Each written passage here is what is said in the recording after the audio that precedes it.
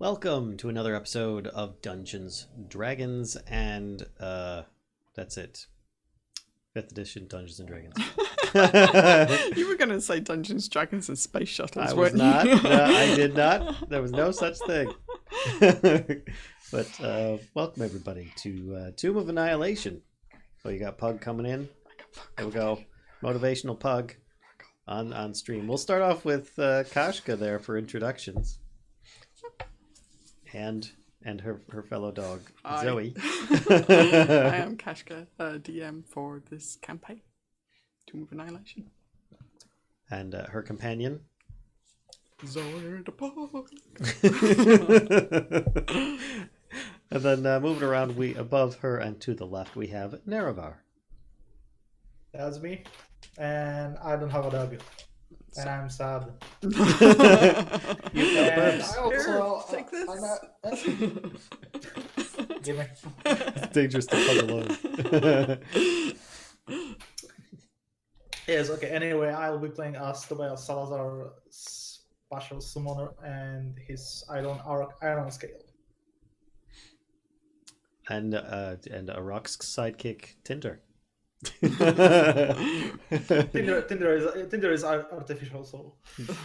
Evil twin brother. Tobias' sidekicks have sidekicks. That's how you know they're coming up in the world. That's so meta. You know you've made it when your sidekicks have sidekicks. Then next to Nerevar, we've got Kellisto. I am Callisto of the Bear God Clan, and I am a half-elf druid. Dang it, you're saying that too easy now. Stop. Sorry. No kidding. I have no companion other than apparently a shadow version of me hanging out in a closet. Well, you are your own companion because you can turn into all sorts of different critters. Kinda. Just a couple times. You could have Aelia as your companion. Kidding. All right, moving along, we've got Lyssa today. I am your local friendly Lizardfolk Barbarian. I am playing Valia, Bonesmasher. And I have a companion, because everybody has one. Yay, I have Flippy. And I think he's still alive, as far as I know. Last you knew he was. Yeah. So far, he's a little saddened because no gods will possess him, because, you know, Well, simple bird brain. give it time. Right. And then next to her... Eventually, everybody will have something attached to them. Yep. Next to her is me. I'm Vallen. I will be playing Ulfgar Holderheck, a dwarven bard / divine sorcerer. And I will also be playing the NPC of Aelia, who was previously a player that was played by RoraxPlays. As she's no longer able to play in the campaign, I have taken over her character, who is currently compelled by a spell to find and destroy the whatchamacallit, the thing we've been looking for this entire time through 62 frickin' episodes. It's a garden gnome. I don't know. There have been so many distractions along the way. Giant garden gnome in the basement of this place. It is I got this. It's on the tip of my tongue here. The I see you looking in the quest log. I know. Soulmonger. Soulmonger, thank you. The Soulmonger. Oh god.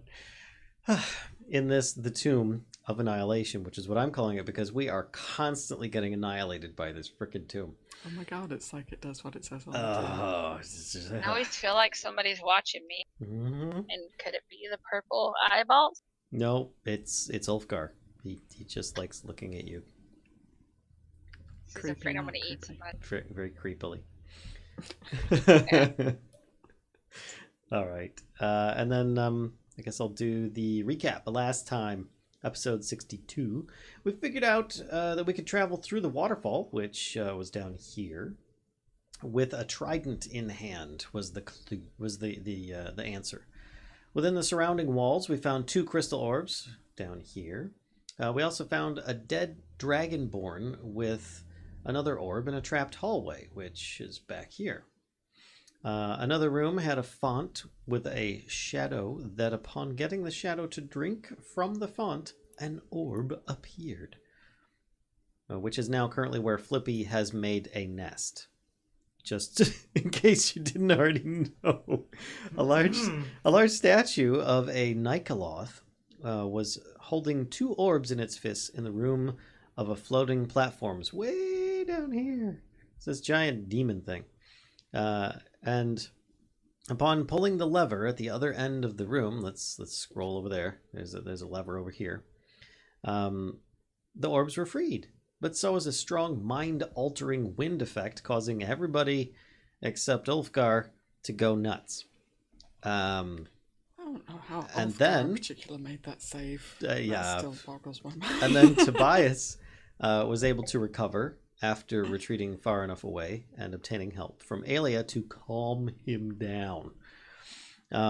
Which then, one by one, they all slowly recovered each other's senses until everyone was back to their normal level of insanity. You mean I didn't go crazy and eat somebody? Ooh. No, you were actually just standing there screaming.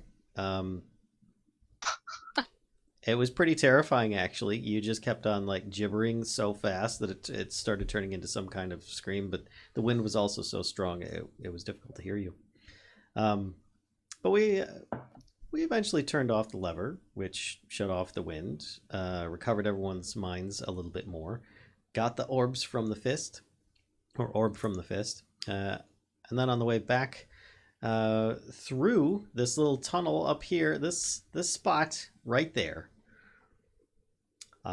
bad things happened to Tobias. He was almost killed by it, as it came down in a large slicing motion, and he was the carrot that was caught in this food processor, and it nearly sliced him in two.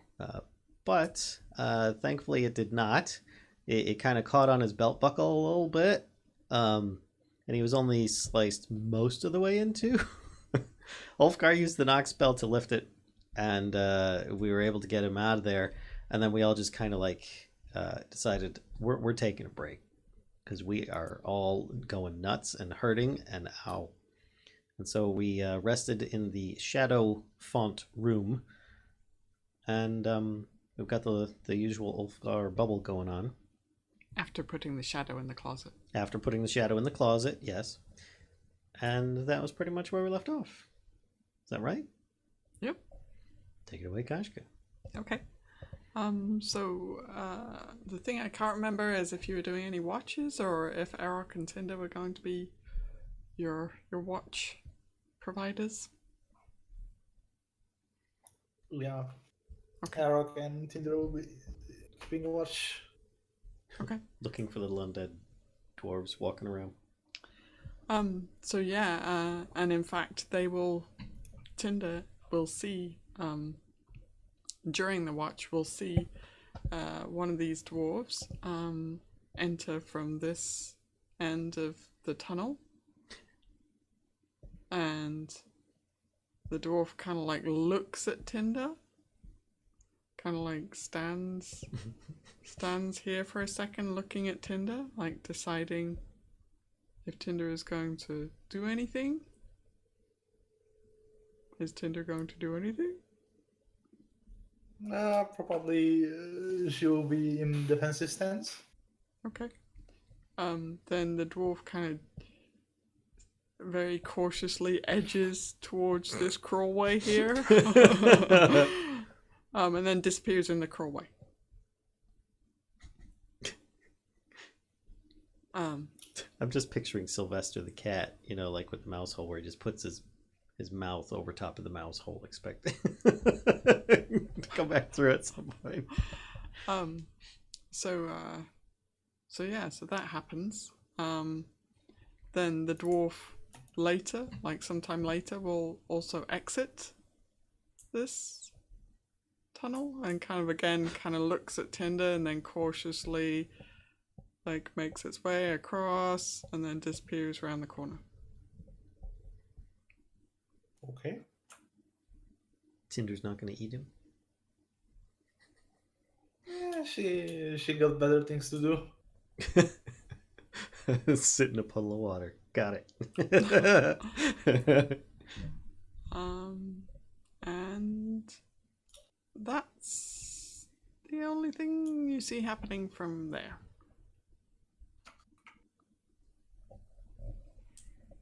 So yeah. Aside from that, you're able to get a full rest if nobody is Oh my goodness. you know, kind of going after the weird looking dwarf. Then Don't know anything about it. then you can rest and wake up fully restored. Cool. Spells. Sorry, I'm like replenishing everything for 2 characters now. Excuse me. So, In the morning, I suggest that we go look at that door with the spyglass again. well, it is just right there, so I don't see why not. His bubble will pierce, by the way, so I will... Whoops, I will make that go away. 1 second. Be gone, bubble. Bubble. Be gone.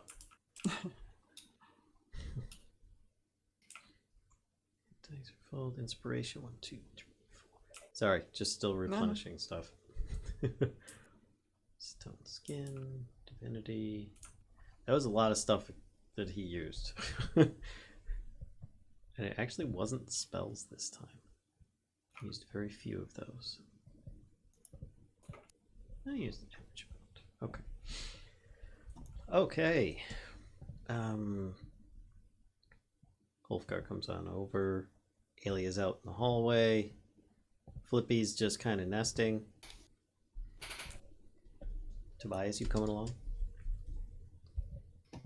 Yeah, of course. Okay. Does my shadow follow me as I leave this room? No. Yeah, your shadow mimics your movements again, but does not leave the room, and always has its back to you.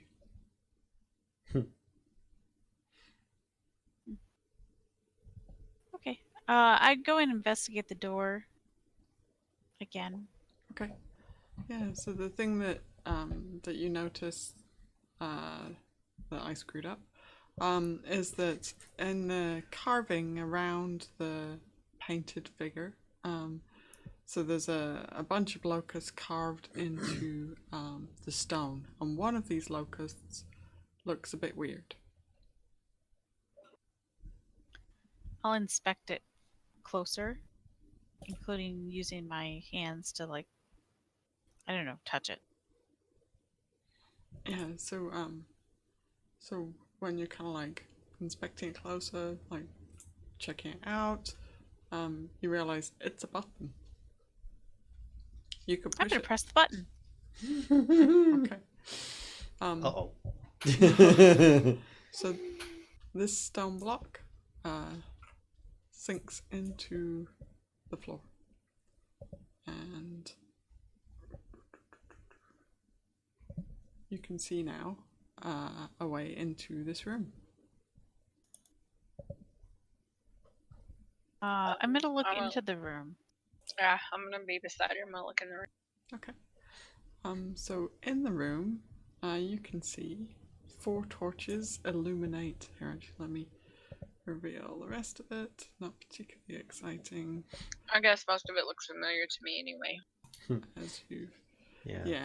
I think you hadn't been able to see the corners, but now you can see the whole thing. And as you kind of expect, right, there's just 2 more sphinxes.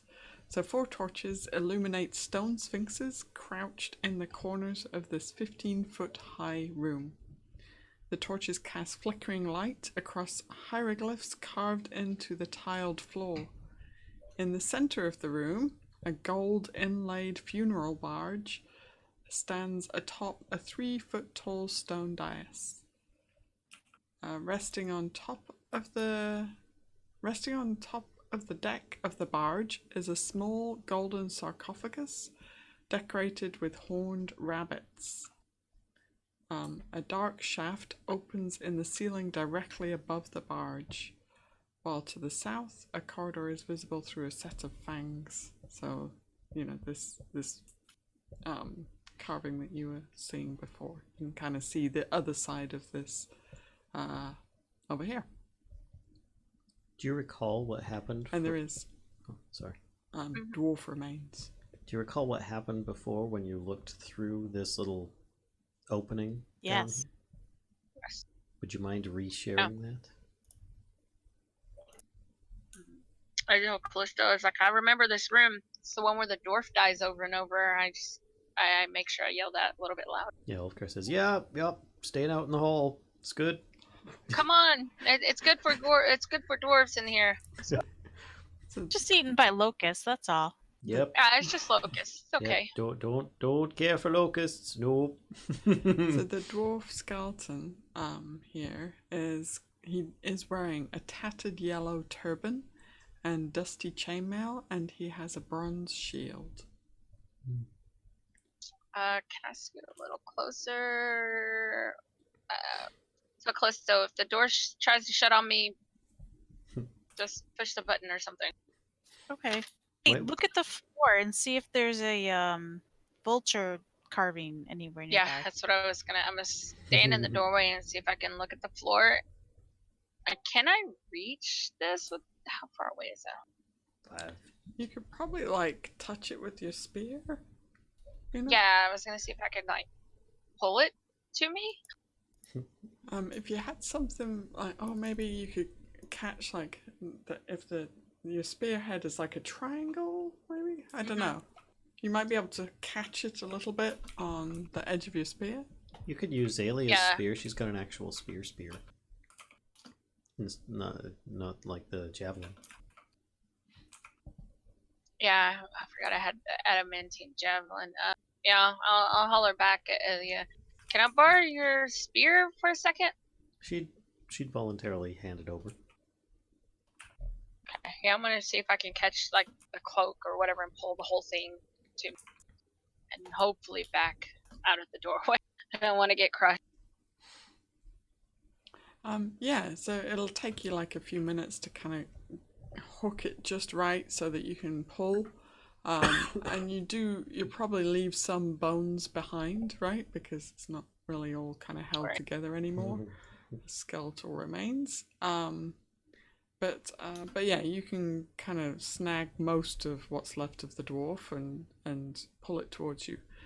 I'm just like, sorry. I know Aelia's back there like, really? Yeah, she's not that close. She's not seeing what's going on over there. You do see, per Callisto's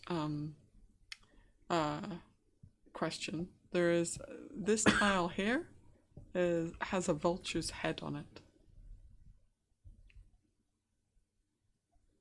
Okay. Okay, I'll tell Kellisto. I said, well, I'm gonna pull this here, and there's a tile with the vulture's head.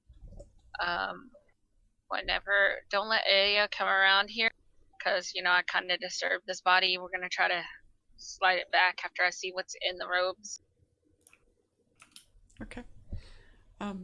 So you search through the dwarf's kind of robes, and actually the first thing that you see is that his turban has in the kind of apex of the fold of the turban is set with a kind of brooch that is a peridot gemstone. So that's the first thing that you see. Yeah, I mean, you do have his like shield, bronze shield, and there is a belt pouch. And if you take a look in there, I assume you're looking in there. Aelia would like her spear back as well. Okay. So in the belt pouch there is a big honking diamond. I think it's a big diamond. And there are 2 crystal eyeballs. One is dark blue and one is vibrant purple. Hey. Hey, those are our last ones. Ulfgar is standing about 10 feet back. Goes, last ones are what? I hand the 2 eyeballs to Callisto, and I'll show her the diamond, and I'll put it in my pouch. And I'll take the brooch as well and put it in my pouch. Because there's no space in the bag of holding. It's full. All full here. Okay, so Callisto, are you taking the 2 additional? Yes, I'll put them with the others. Okay. Alright, cool. So that's a dark blue one and a vibrant purple one. Excuse me. Okay. So no sign of any... Well, if that's the last of them, then we could just head out then, right? We don't need to go in there. True, unless we need that rabbit god. Hey, Mr. Frogman. We need the rabbit god? Yeah, I'm like everybody just starts asking themselves, "Is this one of y'all's people?" Let's have a look. See what. So they don't have anything specific to say. Oh, hang on. Let me get that note there. Oh, that's not the one I was looking for. Hang on one sec. Get to the handouts. So Kubazan says to you, Callisto,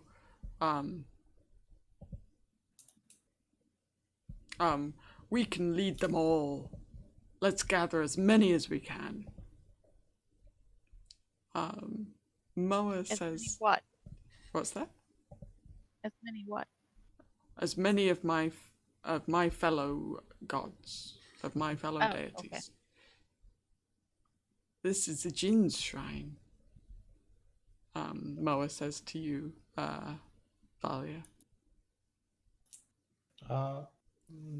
Nope, I got more. Yeah, Moa's and Tobias. Oh, damn it. I have Papa's up. Papa's apple, So yeah. Moa will say to you, Tobias, well, if you go look, she says, this is the Jinn's shrine. And Papa Zattel, oh, hang on one sec, let me, I need the thing. There it is. Okay, so, Papa Zattel says, we can lead all of the gods to victory.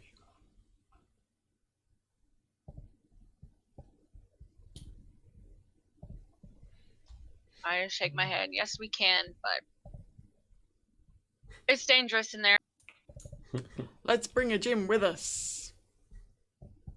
We can lead them. What is? Mhm. Okay. Who doesn't have a god in their head? Raise your hand. Ulfgar starts shrinking. Aelia Well- says, I don't, but I already have a quest. Can we make good with this, or are we on our way then? Not yet. We kind of need this one.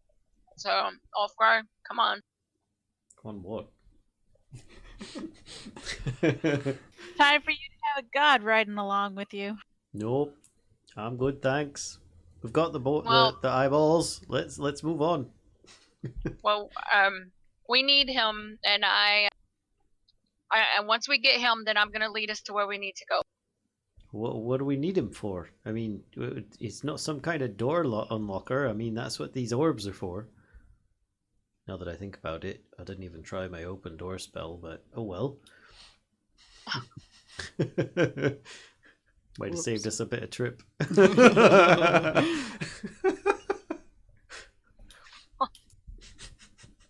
All right, I guess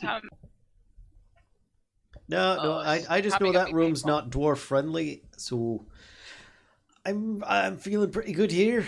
Yeah. Yep. I just look at Callisto. I'm like, we're gonna have to pull him along in here. Yeah. Do you remember when we were watching the thing happen? Was he stepping on the stone with the vulture head? I mean, it says it's the first step, but do you think maybe it's actually not? I pull out the paper that I wrote down when I watched him. I kind of scribbled down roughly the spaces that I saw him step on. I forgot you did that.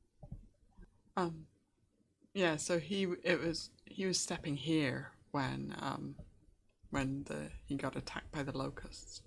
Yeah, he didn't get very far. He really was no help. Just gonna put that out there for everybody. And that one is shaped like a foot. The one that the dwarf remains are on, or were on. You can see it's shaped like a footprint. Oh, are there more things on the ground? Yeah, so I have a map of this. Do you guys want to go Yay! see? You guys Yes. Want to shoot a maps? Okay. Oh boy. Alright, here we go.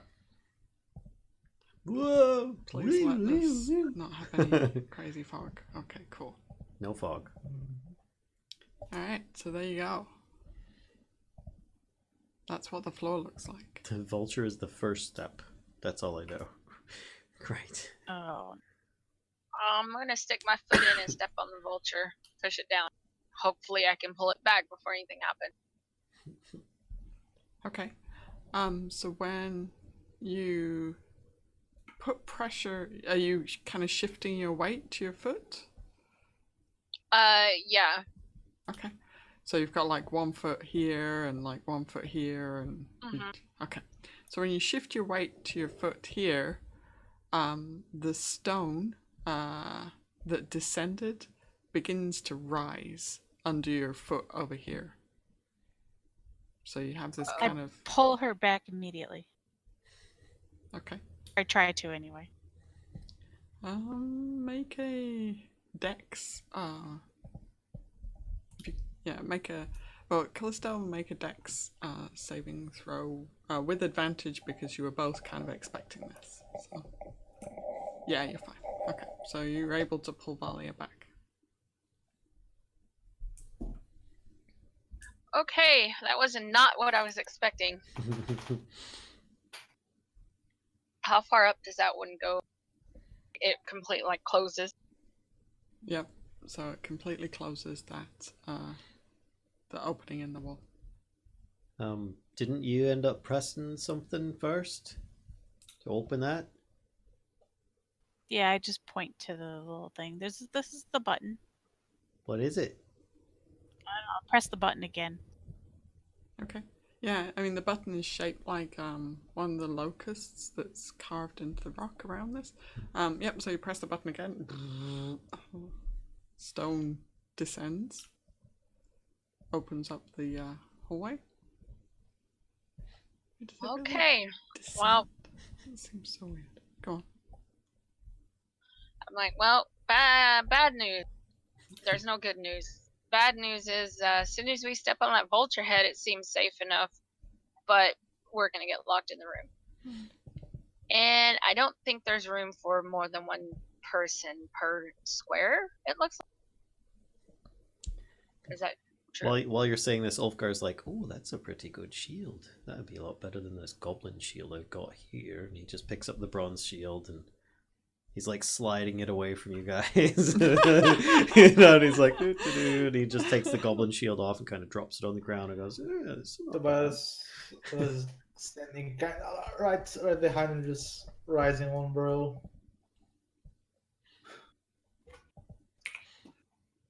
What are you doing? What, me? What are you doing? I'm upgrading my shield. What do you think I'm doing? This old thing's made out of wooden skull bits. It's not been holding up very well. Skull bits. Skull bits make the best shield. Actually, most of these skull bits, they're from other things that we've killed. Whoops. Well, still, it's mostly wood. So I'm getting rid of it. That's pretty gross. Yeah. It's covered in gore. He's been cleaning everything else, not the front of the shield. So, you know. So who's gonna go in this room? There's got to be like something somewhere that will tell us the pattern we're supposed to go. Ulfgar says, "Well, I mean, I can go in there and step on it, but it's gonna close behind me. Do you think we might be able to get it open? I think if I'm standing on that vulture head, it's not gonna open. Now that I think about it, With the door open, look through the glass. glass." Okay. The spyglass. oh, that's Peephole. true. All right. I'll run around and look through that spyglass while the door's open. Ulfgar talks to Kellisto while she's walking around, and he says, Why don't one of the two of us just turn into something and fly over there? Do that. Enough with pushing buttons. There might, but the whole thing might be like a pressure plate too. Oh, that's a good point. It looks pretty menacing on the ceiling, I say as I walk by them. So is the stone lifted right now? She pushed the button. No. Push the button. Press. If you push the button, it descends. Okay. So. Oh, it raised. Okay. Yeah, Edgar so says, it's can open. you see the opening that we peered through before to see in here? Is that actually a very small opening? Yeah, it was a small opening where we were looking in before when we were around the corner. I'm just looking for It's exits. It was like 2 inches. Yeah, I'm just looking for exits. Yeah, it was tiny. Even if it's small, perhaps one of us could... And he looks at Kellisto again. One of the two of us could turn into something to escape, should we need to, through that exit. So is the spyglass with the door open? Is it reveal any? So when you look through the spyglass, so nobody's in there, right? Okay. Correct. No, not at the moment. So when I'm you like, look... Ulfgar, move your head! He's not tall enough. I know. I just say it anyway. He holds the shield up.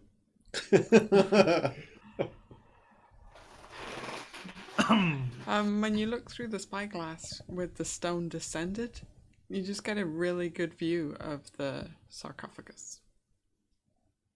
It's like a And it's telescope. all around the corner. Magnifying. Yep, that's sarcophagus on a boat. Rabbit, carving. God, people, things around it. Has it got the answer key on it? Nope, there's no cheating this test. I'm gonna come around and I'm gonna make sure I start pushing Ulfgar towards the door. He will try to resist. And you're gonna be like, are you gonna try and force him through the door? Bye. Alright, we need Sure am. opposed strength checks. Strength. He's just gonna try and wriggle out the way. Alright, go on then, acrobatics. Acrobatics. Okay. Oh! Why aren't you Put me down! Put me down! Can't wriggle out the way if he's not touching the ground. Okay, for some reason did not refresh for me. I know. It didn't show up for me either. I don't know why. I see it on the stream, but okay. I did that last Yeah, I week, too. don't. Vallen's rules is at all either. I don't know what I've done. You broke it. Maybe I've made it so that anybody can't see it or something. Alright, I look at everybody. I was like, should he be the one to go in? Because I've got him.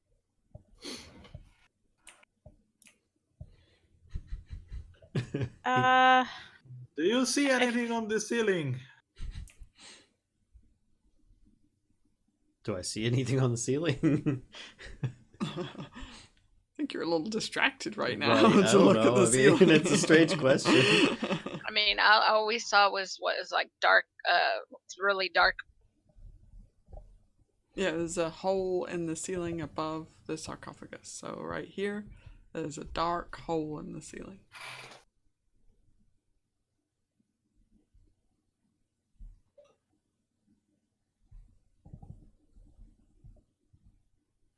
Is that where the locust came out of? No, the locust came out of the Sphinx statue's mouths. Yeah. It was just like the mummy, you know, where he... And the locust, it was I'm like just that. inching closer to the opening of the door. I was like, I hear no opposing thought. Well, you can't just throw him in there. Wriggle, wriggle, I wriggle. gently place him. He moves to the opposite side of you. So wait, hang on. Gives you a stern look. Wait, 1 second, you. Sorry. When you gently place him, are you placing him on the vulture tile? That's Yes. a good question. Oh, okay, never mind. Okay. So then, You're not detached to me, are you? You're not hanging on to me because I need to make sure. No, if anything, he's trying to wriggle out of your hands. So So, so you're standing here, Valia? Mm-hmm. Okay. So, so you place Ulfgar on the tile, and the stone starts to rise up. I need you, Valia, to make a dexterity check to get out of there before it squishes you. And then, Ulfgar, what are you gonna try and do? Oh yeah. Depends if he New thinks he'd be able to make it out the way. You can make a dex check to try and dive through. He'd try. I have to say, he'd try. Just a Go on dex then. check. Yeah, yeah. Okay. Oh, see, that one shows up. Yeah, that one. I don't know. Weird. So... hang on, let me read. I know what it is from when you're standing on it, but... If he thinks he's gonna get squished, though, he's not diving through. It is, I mean, yeah, it's going up at quite a speed, right? Where Valia had to kind of like jump out of the way to get off the boulder. Oh, that's right, it's going up, not coming down. Right. He wouldn't. Yeah. He wouldn't. Okay. If it was coming down, he'd be, close try to and the ground and slide under it, do the Yeah. baseball slide under. But if it's coming up and she just kind of went, like this is. Yep. I don't think he'd even be able to do a dexterity because he'd have to probably jump up and then slide through. But yeah, so he'd stay where he's at. Okay. And he right now he's burning a hole through the stone with his eyes. Just. Okay. I just go, we believe in you, you can do it.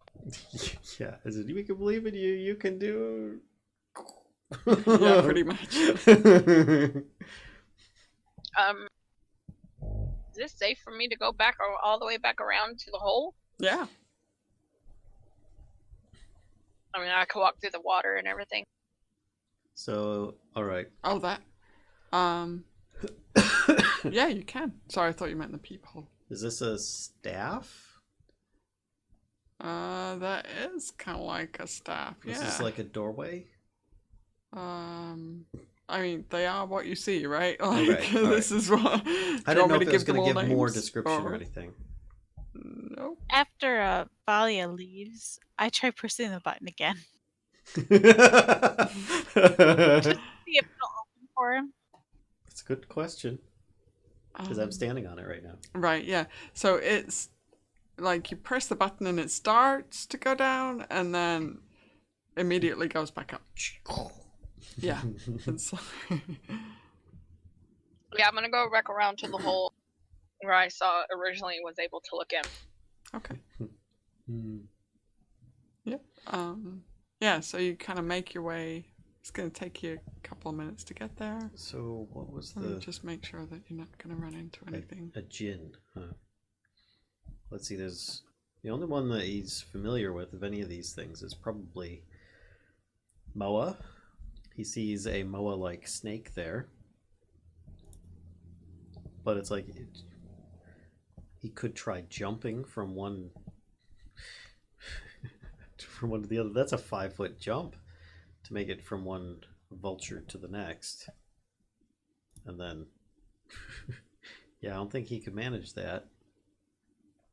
When I get to the hole, I'll yell, Ulfgar, can you hear me? Yeah, you hear Valia's voice coming from like the wall over here. Yeah, he doesn't respond. He's pouting. Like, I know you hear me. Don't step on the foot in front of you because you'll end up like that. What's left of those bones. It's like, if I die in here, I'm gonna kill you.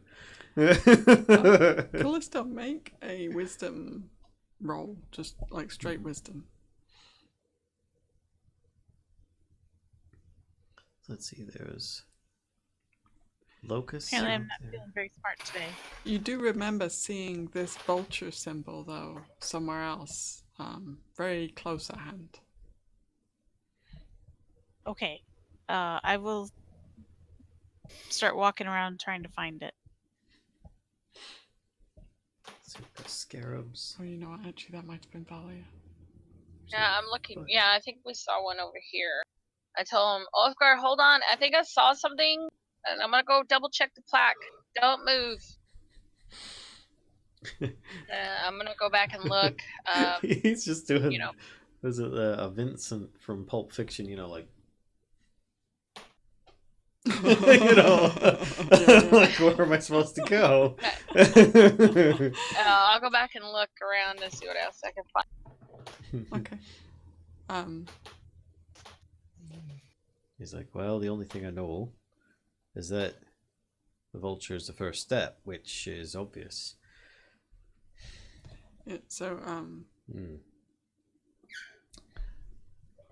hang on. He does a thorough inspection of his surroundings, I guess, without stepping on any tiles or anything.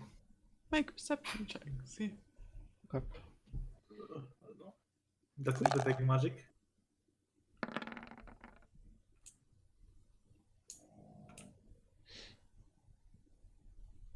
Hmm. 17. You don't see anything really beyond what you've already seen. Jin's tomb. If I were a Jin, what would I do? Well, do Jin even have feet? I don't think I've ever met a Jin. Yeah, it's Ijin, and this was the god that was represented by the rabbit with the unicorn horn. Oh, the jackalope. Gotcha. Okay. Right. Ijin, not a Jin. Okay. Right. Yeah. Any insight as to what this thing is? I mean, I see the etching, but perhaps my character might be able to figure out what in the world that might represent. Oh my goodness. Let's see if that.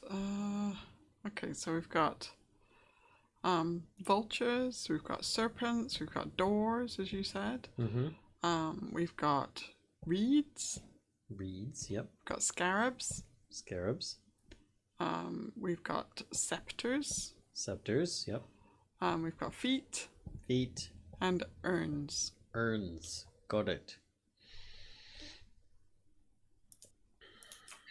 I'm gonna look around some more, see what I can find. Where are you looking? Have you gone back to like join up with Kellisto, or?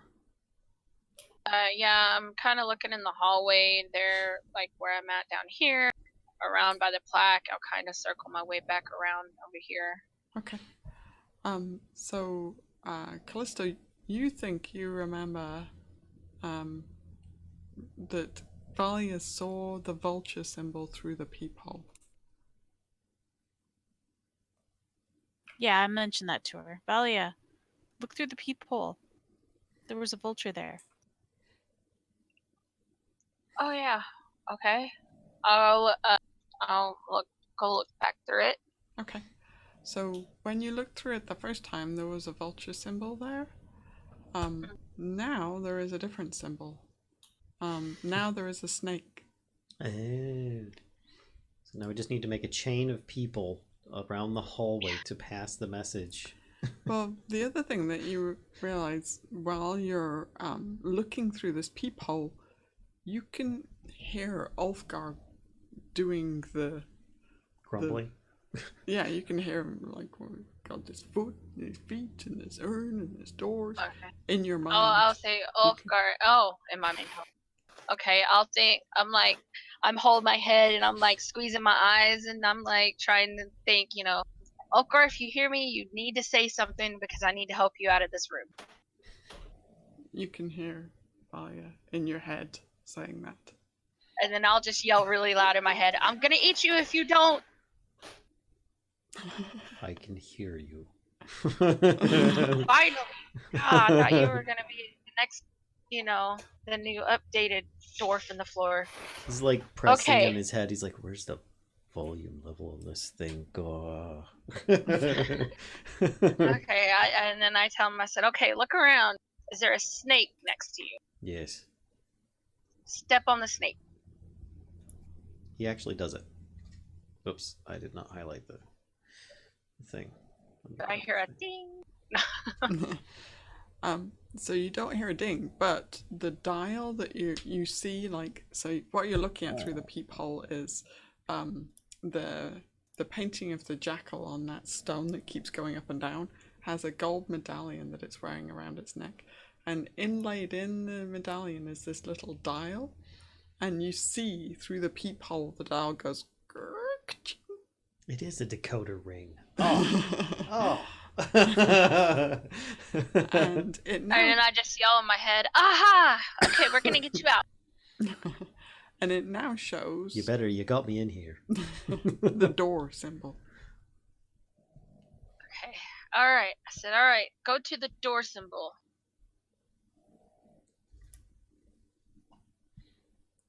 And he does. And it goes and shows the reeds. And I squint my eyes. I'm like, sticks? Is there sticks in there?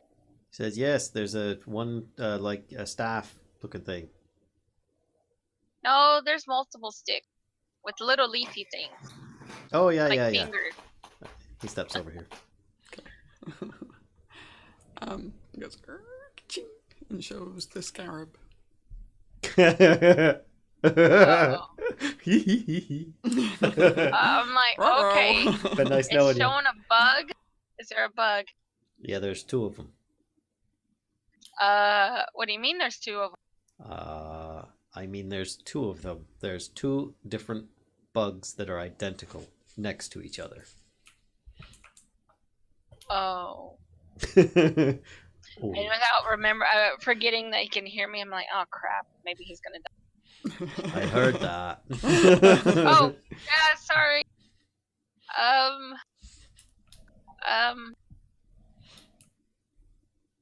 Maybe they're both safe? Maybe. I say go for, is it left or right? No. Oh, wait. He's been going diagonal this entire time. I don't think I yeah. can hear her, so. Oh, I don't know. I don't know. Which way were you going? Trying not to metagame. I was heading towards the peephole, actually. It was just kind of like this diagonal line towards the wall. Okay. And you haven't been stepping next to you, right? Just kind of at an angle, diagonal. Try Yeah. if you have one, at the same angle, diagonal from you. Try that one. Right. So, GM. It's not right. Sorry. This is what he's thinking. Anything happens besides just stepping on it like he has been with the previous ones, he's going to initiate Stone Skin. Okay. So he will go up to this one. Sorry, I forgot I can't actually see this. I probably shouldn't have this on my screen. Contribute. Well, you could imagine that you've gone around to look through the map. Yeah, we'll go with that. I'm like yelling the whole time, even though I know he hears me in my head, but I'm just yelling to myself. Then the whole time he's just kind of like gritting his teeth, like. Okay, so unfortunately this time the dial does not rotate. Waiting for it to go. Uh-oh. Yeah, I'm like, oh, and I'm just like, oh, crap. It's not quite what I say, but. Okay. And what you notice, what you hear, Ulfgar, first, is this kind of like immense buzzing sound coming from the four corners where the sphinxes are. He quickly hops up here if he can. And it just grows louder and louder. Yeah. And this is like within just seconds, the volume increases rapidly. Yeah. And then the mouths yawn open of these sphinxes, just totally mummy style. And these locusts just pour out. And he says, bugs, bugs, bugs, as he's like running across up onto the platform and trying to turn on his iron skin or his stone skin. Mm-hmm. I'm just like, oh crap, that was the wrong one. Can I get him to move up there? You can, yeah. So you can hop up there. The bugs. Hang on. Rectangle. Okay. Let me pick a different color. One sec. Uh-oh. We're gonna make them blue. So you were there. Make it pink. Make it So pink. they, the bugs fill this area here. I just yell, Callisto, go see if you can push the button. They center on the square that you stepped that was, you know, and they just fill, they swarm in this circular kind of motion, and they kind of swarm in on you. And Does his best to try and get out of there. okay, well, hang on though, because the bugs get a turn before you get 2 turns. No, so. no. Okay, so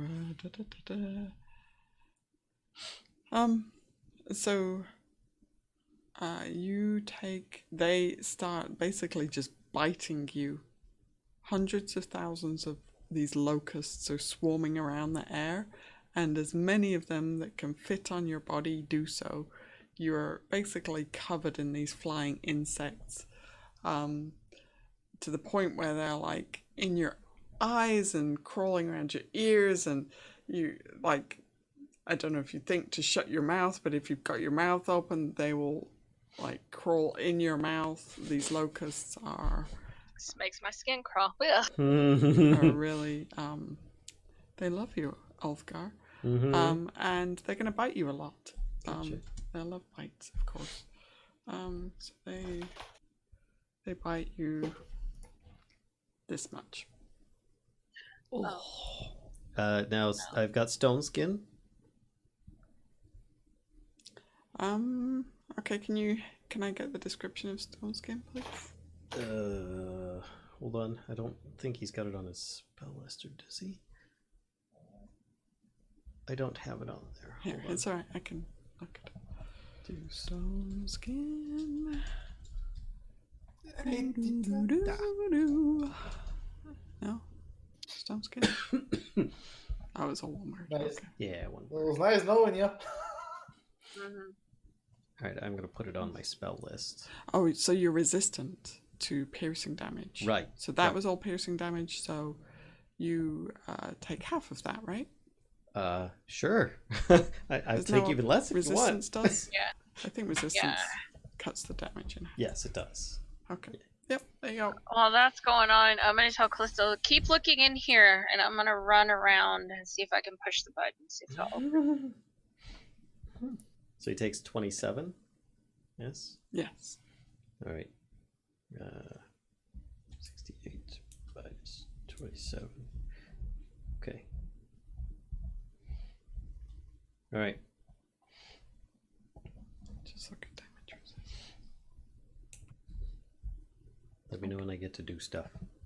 Yep, so you can do stuff now. Step 1, he moves. Probably over here. Okay. Actually, no, he'd probably just because he's struggling with it, he'd probably just move outside of it. The swirl. And then would it appear that the swarm is trying to follow him or anything, or is he exited? Because it's going to have a difference between if he's basically going to do a thunder wave. It does not appear that they are following you. Okay. It appears that they are centered still on this. He will do a thunder wave in that exact space. Okay. So, hoping to also expel any bugs that might have gotten in his mouth. Though he probably would have kept his mouth clamped. But hoping that it will just kind of kill them off. He would do it at level... It did not actually say what level it is, but level 3. Let's do this.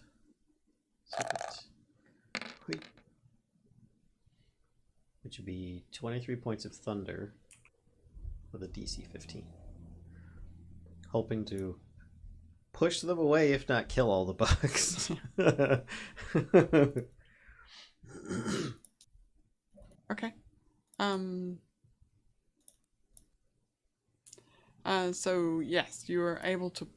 They kind of like the whole cloud of bugs moves like to there, Oh, nice. Well, here, actually, let's shrink it down because a bunch of them get squished as well. Okay. Oh, sorry. Didn't mean to ping. That's all right. It's all right. And now they're following you. And I guess he just try and get the rest of them off of him. I mean, what can he do with those bonus actions here? I don't think that there's much for full spells, unless it's... No, that was a full spell that was not a bonus action, so...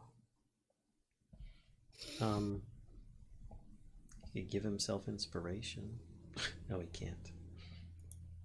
Yeah, that's pretty much all he can do at this point, I think. Because that was his action. Bonus action, I guess he might take a look at the sarcophagus he's in front of. What does he see? Okay, yeah. I mean, so the bugs are actually let me do this because they're still centered. They kind of reform after the Thunderwave goes off. They reform and kind of center. Flipping. On the tile that you stepped on. So there's still a bunch of them kind of swarming around that tile, but they don't seem to be chasing you. Okay, so he does one of these. Alright, so the sarcophagus. By the way, Valia, you would hear that thunderwave in your head. Take that. Oh, at that point, I had taken off. So it took Kellisto to stand there. So it was Kellisto. But I'm not tall enough, so Yeah. I Oh, couldn't. I didn't even think about that either whenever I left. I'm just like, go look through here. You ran off, and I just looked at you like, really? I kind of jumped up a few times, but I gave up. Aelia would be like, get on my back. Sorry. Go on. Ah, seems legit. You could certainly climb on Aelia's back to look through the peephole if you want. That's true. Is she, was she nearby that she would notice? Yep. Yeah, I think she was like just around the corner. She was just like 10 feet away. Yes, I would hear that. So you're like, okay, what am I looking at? Ah! Yeah. So you see, when you look through the peephole, you see it's still showing the scarab symbol. And then I shout, Ulfgar, are you okay? No, I'm not okay. I've got bugs. They don't seem to be following me, though. I'm up on the platform. Okay. They're centered on the tile that I stood on. Apparently it wasn't the right tile. Open the sarcophagus. Get your god. Yeah, get you a god, yeah. Whingy, swear. So, anything special about the sarcophagus now that I am here looking at the top of it? I mean, the sarcophagus is quite beautiful, actually. It seems to be at least gold plated. You know, and when you look at it, your eyes get kind of big because it looks like it would be worth a hefty sum.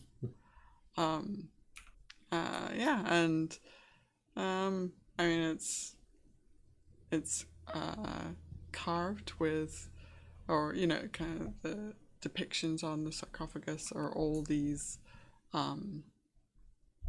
what are they called even? You know, the rabbits with the unicorn I'm looking horns. for them right now. It's Almirage. Thank you. Yes. There we go. I just brought up the handout for people to see. Thank you. Super cute. Oh my god. So that's what's carved in the sarcophagus. It's kind of, they're just all leaping, you know, this beautiful carving, and the sarcophagus itself looks beautiful. So Ulfgar kind of looks at it. Is it hinged or just stone, or like just solid? Just sitting on top, most likely. Yeah, I mean, you don't see any visible hinges. Okay. Then he'll go to put his hand on the top of the sarcophagus and says, "Alright, little bunny unicorn, come on out there then. Let's do it." And he's kind of like expecting it to happen just by touching the sarcophagus. Nothing happens. So he's like, right, okay. I've got to disturb it. Well, it's really nicely made. I don't want to mess it up. He'll attempt to try and open the sarcophagus without scratching the finish, if you follow me. He wants to keep it intact, but still open it. Okay. So, how are you doing that? Mates? With your mitts? Yeah, just, make a strength check. Try and lift the lid. This might be why he was the bad choice to go in here. Strength, not a save check. Stress Muffin is suggesting that you just give it a kick. Oh, damn it, that didn't show up. What is going on? 5. Okay. He's just trying to be all gentle about it, and he's like... Yeah, it doesn't seem like it's going anywhere. For crying out loud. Let's do this the proper way then, because I'm not about to destroy something that looks quite so beautiful. Cast the knock spell, and then tries lifting while he does it. Okay.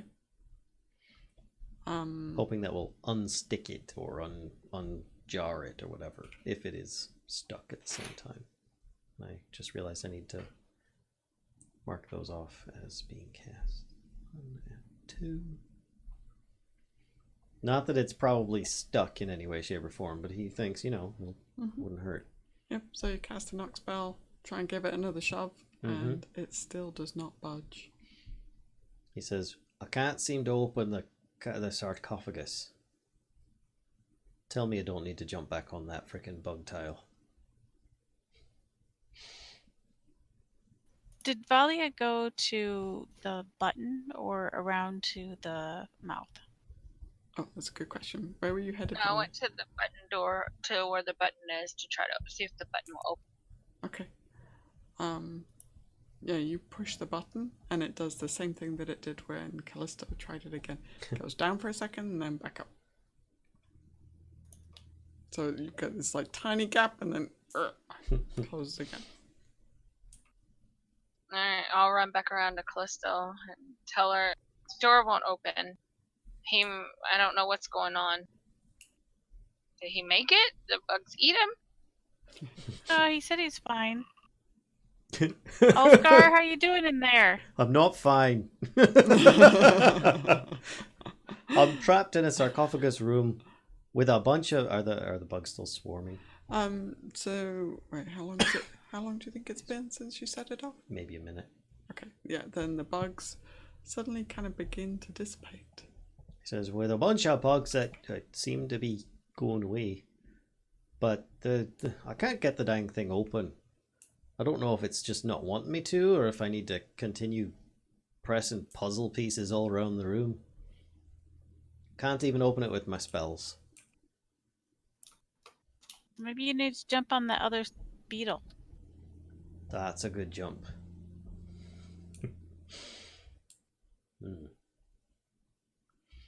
That's a good jump. He's kind of like, that's like 5 feet. I bet he has to finish the puzzle. Hold on a second. Let's see. Why don't you turn into a bird and come back out? Hold on a second here. Let me see if it's actually something he could do. When you make a long jump, you cover a number of feet up to your strength score. If you move at least 10 feet on foot immediately before the jump. Okay, he could probably do a running jump towards it. When you make a standing jump, you can only leap half that distance. Cover a number of feet up to your strength score. So that would be 8 feet. He could do, and it's a raised platform. It's like a couple steps up. Yeah. He's like, all right, I think I can jump over there. I think. I'll try it. So that would mean, because his strength score is 8, he should be able to jump 8 feet feasibly.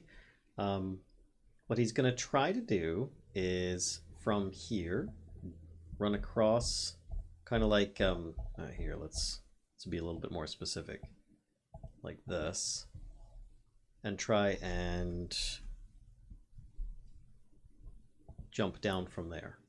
Do the best he can to try, kind of like do a sidelong run and jump to try and get over to this tile.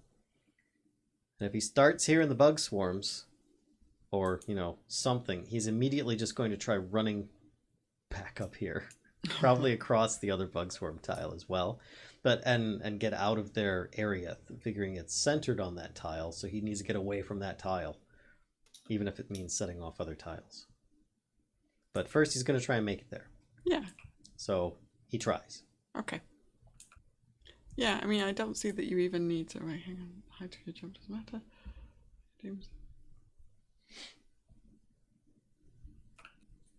Declare a low obstacle. Yeah, so you don't even need to make a check, actually, because it is, within your range of jumping. Okay. So, like, from here... Mm-hmm. Yeah.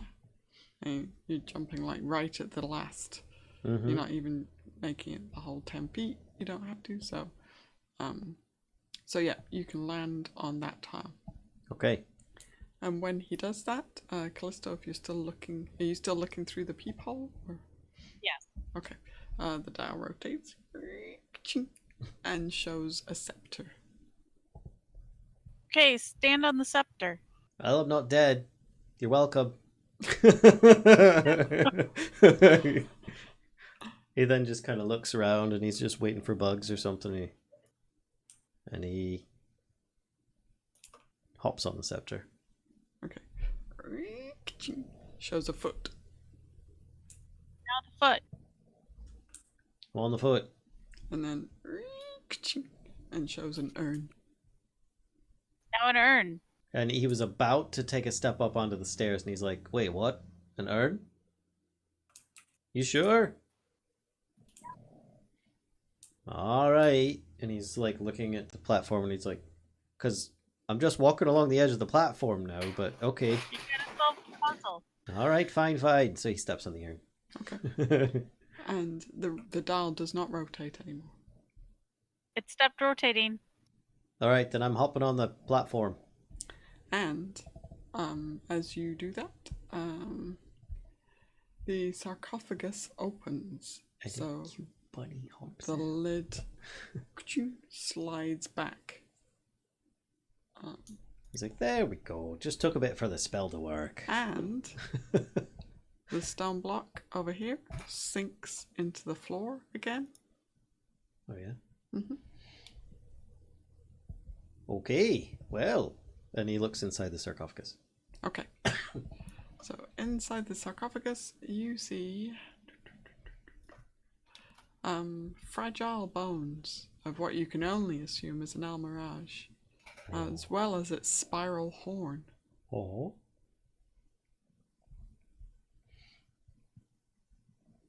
And nothing Did you find else. anything? The horn looks especially well preserved. Yeah. The bones look like they could, crumble at any moment. He uses, because I don't want him climbing in the sarcophagus, he'd use Mage Hand to pick up the horn and bring it to his own hand. Okay. Kellisto yelled if you found anything. I don't know. I found a baby bun. Yeah, Poor wee little thing. I run back to the door, and I'm like standing there. Ulfgar, you're alive. Yeah, I know. Thanks to you, you big. I told you you could do it. Dwarf. I'm gonna step on the vulture to see if it has any effect. Hoping the puzzle's done, and I will. When you step on the vulture, nothing happens. Except Ulfgar going, no, don't start like, oh jeez. And as you're doing that, right, the mage hand delivers the spiral horn to your hand, and suddenly, like, streams of light emanate from the tip of the horn. Ooh. And they start swirling around Ulfgar's whole body, and then they start forming into this spectral rabbit that has again the unicorn horn, and it's just I just clap. like galloping around you basically in I'm those a big wizard, bunny Harry. lopes, you know, around you, around Ulfgar. This is And Patronus. a female voice whispers to you, Ulfgar, "Quick, quick, let me in. We must stop a Zerak." He says, "Come on then." Are you going to resist? Or? Nah. Okay. All right. So, I'm gonna add a thing to your journal. Ooh, goody. We need that. I get to see I'm what just everybody gonna else is pop getting. a Zoddle at my head. I'm like, so what do you think of this one? There you go. You should have Journal. a thing. Where do I go in my journal here? Hold on. I've got a lot of stuff on here. What am I looking at? Look in chapter 5. Thank you. Sorry. Ijin. Okay, nice. Ijin the Almirage. Oh boy. I gained the following flaw. Oh, how wonderful. Oh, so it's just like normal then. Okay.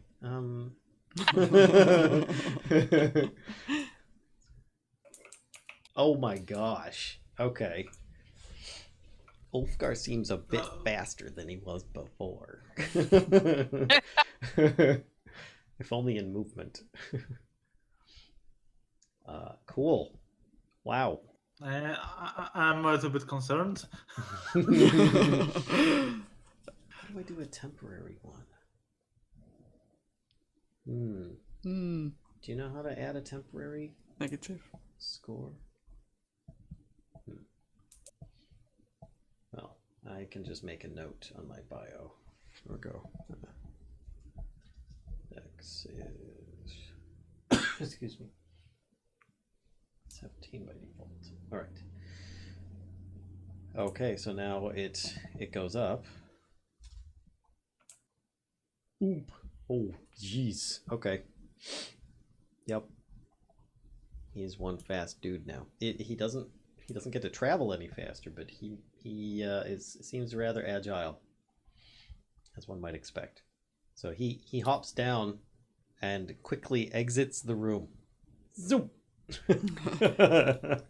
You didn't gain speed. No, he would still just exit the room as fast as he can. Gotcha, okay. He would be doing a dwarven hustle. He does seem to have an extra spring in his step, though. He would say something to the voice that he heard, thinking that it's now in his head. Shall I take, before he hops off the platform, shall I take this horn with me or leave it here? Please take it with you.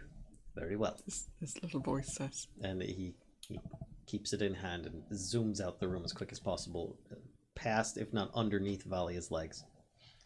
The little voice will say, "It's very powerful." It's good to know. Thank you. I just look behind me. I'm like, whoa, hey, where are you going? This way. Alright. Shall we move back to the map? Sure.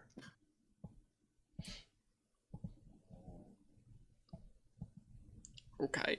Oh gosh, I need to zoom out. Yeah, sorry. There we go. It was all just black. All right. Zoom back in again.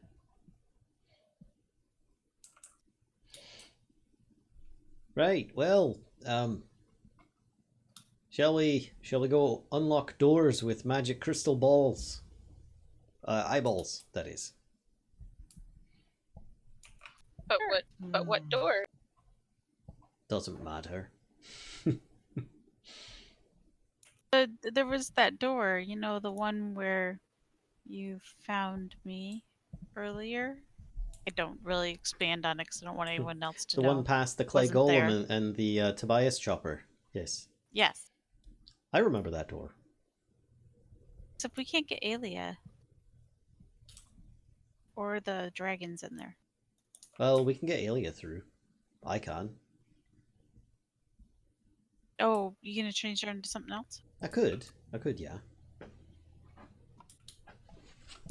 Aelia, how do you feel about that? What do you think, Kashcah? I think she would say, don't waste your spells unless you know it's absolutely necessary. That's true. We may end up just going through grabbing another item that we need to open another puzzle that's on another level. So, why don't you stay here and hold the fort? Or rather, why don't you stay where we go in and hold the fort there? There's pugnanigans going on. Very cute pug.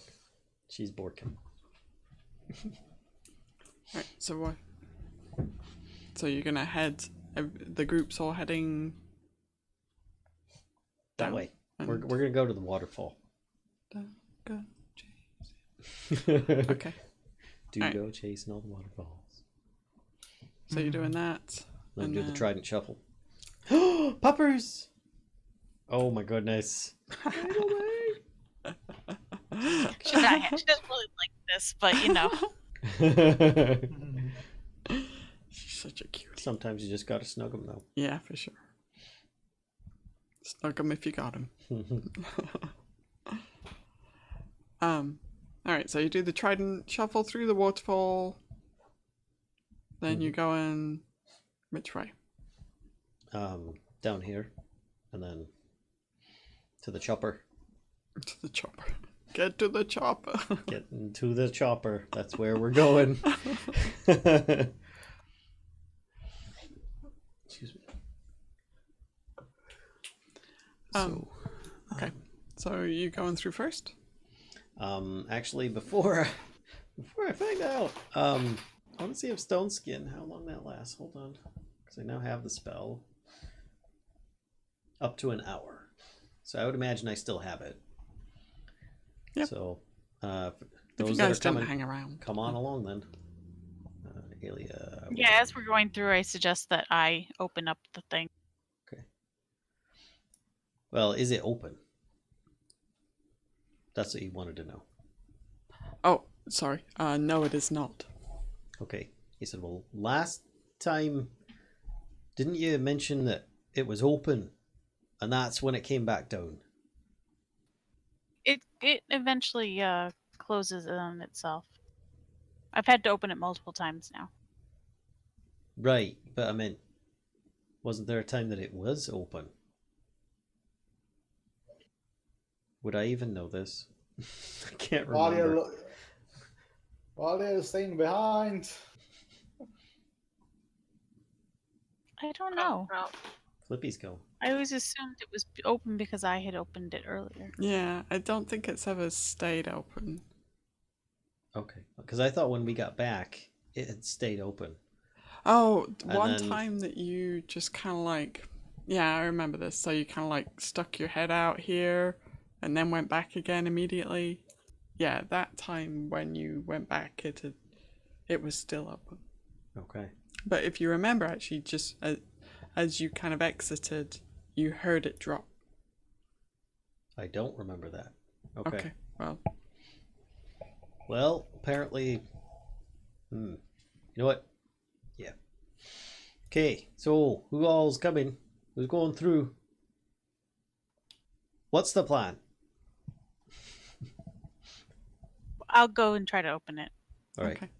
So I'm not gonna have you like do all the rolls because sooner or later, you know, you're She's got Froghemoth powers. right that you'll be able to open it. So so no need to kind of go through all that. So here's the awkward part: is that I don't as want you're to get chopped again. as soon as you get it open enough, because you actually said that you were gonna open it and go through first. As soon as you get it open enough, Ulfgar will try and dash through. So you're just trying to push past Kellisto? Okay. I'm not Valia. You can't go through my legs. I know. Kashcah's like, what are you doing? Oh, no. I get what you're doing. I'm just trying to think about like how it would work in this small place. Mm-hmm. Yeah, actually, if he could fit. If he couldn't fit, then obviously it's you can't not. really fit to go past somebody. Yeah, And you might be able to, like, you'd have to, like, squish Kellisto against the floor, like, it wouldn't work. crawl All right. over her. So he'd just have to basically. wait. He'd be looking really impatient, though, like he's trying to get past you, but he knows that he can't. How's that? He agreed to your plan, but he doesn't seem to want to follow it. All right. So shall we just cut through then? Yeah. Come on, guys. Let's hurry up before it closes again. Who's coming? Just please promise you'll be holding the... What? Are you coming? Run through. Okay. Right, so you get back to this opening and you see that that rope that you had tied here is gone. Figures. Oh. Ulfgar walks down to this area here and takes a look down through the hole. You see the room where you got tumble dried. And the door's open? Nope, the door is closed. Ah, son of a pup. We could try getting through here, but the room's gonna start spinning.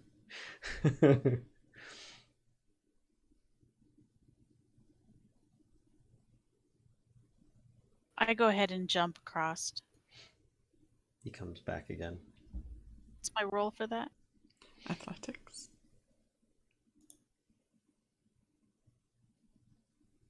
Okay, yep, you're fine. Makes sense. Ulfgar will wait here and wait for others to go through in case he needs to cast Featherfall. Okay. Valia and Tobias, you heading through? Kind of. I'm gonna go this way. Okay. Oh, why? Maybe I should tell her what happened last time. maybe it's better that way. Ulfgar goes, nope, I think it'll be all right. All right, let's resolve this first. Tobias, make an athletics check to make the jump if that's how you're gonna, or unless you have another solution for getting over it. Actually, didn't Valia, wasn't she with us on the way back? So she does know what's in there. Okay. Yeah, Valia. Yeah, the first time whenever the golem was here, right?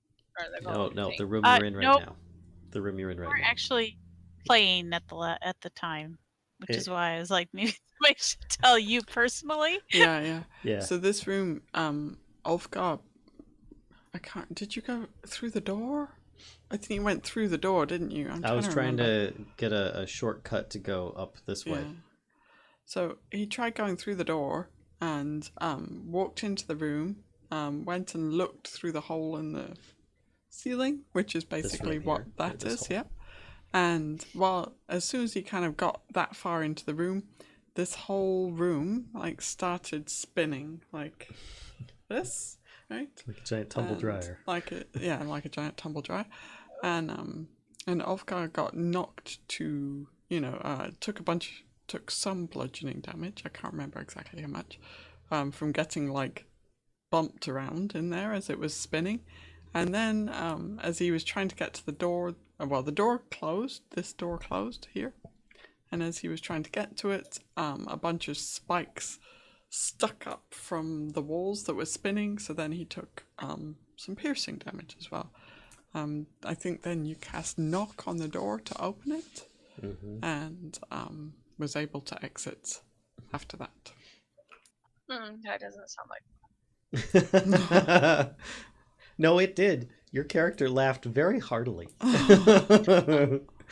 that I don't doubt. Guess I'll go back, turn around and see that I'm by myself. I'll go back the other way. Okay.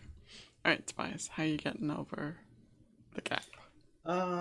Is this athletics or acrobatics check? Athletics for jumping. Flap your arms real fast. Here we go. Hey. Yep.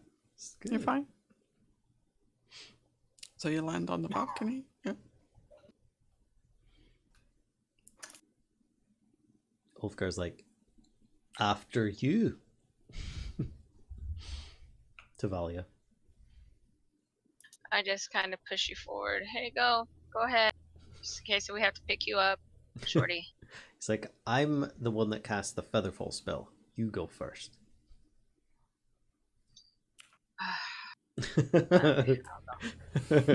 Okay. And he proceeds right after her. Okay. All right. Yep. Valia is fine as well. We're over to the balcony. And then, as usual, this is where Ulfgar just like loves it. So he's gonna try making it across.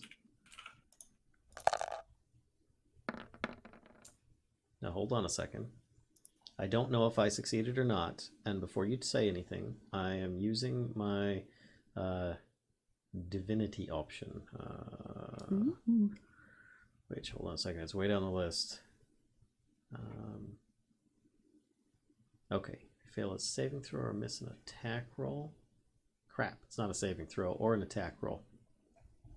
Okay, so I can't use it on either. Then I guess he's just... If he doesn't make it, he tries to do a Featherfall. Yeah, you don't make it. Yeah. Okay. I just yell over the railing, Featherfall, you should have went first. There we go. And hui. So you float gently to the ground. Well, I've got a couple of the crystal balls. I just grumble and pull a rope out of my I have like 2 ropes in my pack and tie them together and throw one down. Throw it down the thing. Actually, you have one less rope.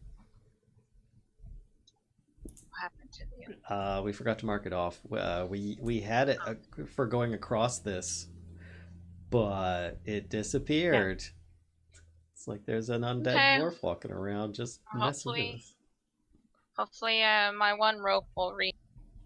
It is 60 foot down from what Kashcah was telling us before, but that was from this ledge. I don't know what it is from the balcony. So the balcony and and that ledge are approximately even. The only difference is the balcony has like a balustrade around it, you know? Balustrade. Mm-hmm.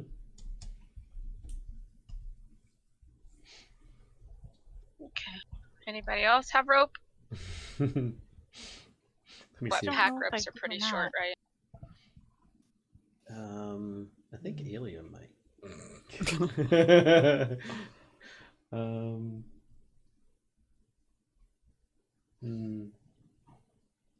Yeah, he doesn't. No, that's okay. I can go down and get you.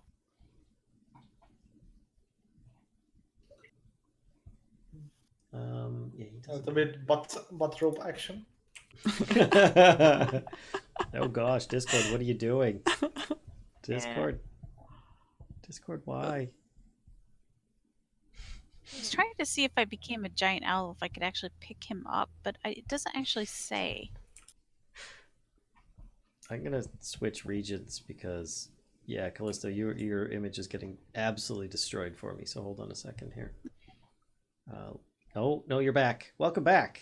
Sorry. Please continue. What were you suggesting? So would I have to have a certain strength as an animal to be able to pick him up? Yeah, I mean the same kind of strength rules apply. So like the lifting, carrying, you know. I will turn into a giant tossing. spider and then crawl down there for him to grab onto me. Okay. I was going to try to lift him, but I don't think I could do that. Well, he will grab onto you, and as he climbs onto your back like he has in the past, he'll say, "Sorry, I really didn't mean to mess that up."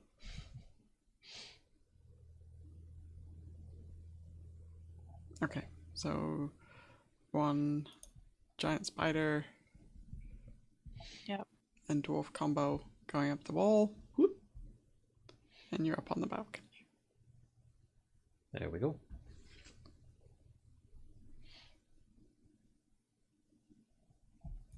Anna turned back into me.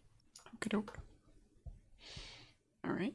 Just burning through your stuff. Next one's on me, he says.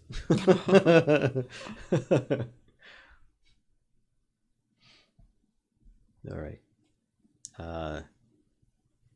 So let's proceed into the next room. Hi, kiddo. Hi. After you. He walks in. Okay. I'm just like, I'm going up. I should lead everybody in here, just in case. So let me describe this room again, just in case. It's helpful. So a 15-foot wide, 15-foot deep pit dominates this chamber. At the bottom of the pit, an 8-foot tall clay figure stands motionless beside a stone treasure chest. A silver key hangs from a cord around the figure's neck. 2 9-foot tall stone statues stand atop plinths on either side of the pit. A 3rd plinth against the south wall stands empty. One of the statues depicts a hooded and bearded male figure with his left hand held high, index finger pointing up. The other portrays an armored male knight with his gauntleted right hand extended, with palm facing inwards towards the knight. Ulfgar says, Oh, just 2 statues disco dancing, nothing to see here. right, so let's just keep going because we've got the orbs. We don't need to mess with these traps. I point at the golem and the key. But treasure? We've got treasure. Come on. But your hand, the ghost hand, I'm just like stretching my hand out, like the ghost hand. Can't you just like make motions to pull it off of the golem's neck? And he just kind of makes the mage hand appear in front of him, and it goes. And he goes, "You mean this?" Nope, sorry. And he keeps walking down the hall. I just look at everybody. I said, "We'll come back for that."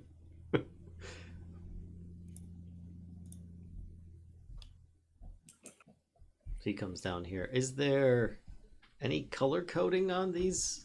The indentations, perhaps? On the door? One moment. Nope. There is not. Ulfgar takes the two crystal eyes that he has and holds them out to Kellisto. Since you've got the rest of them.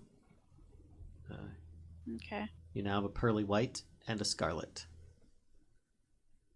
So it's in a circle or in a shape of a arch?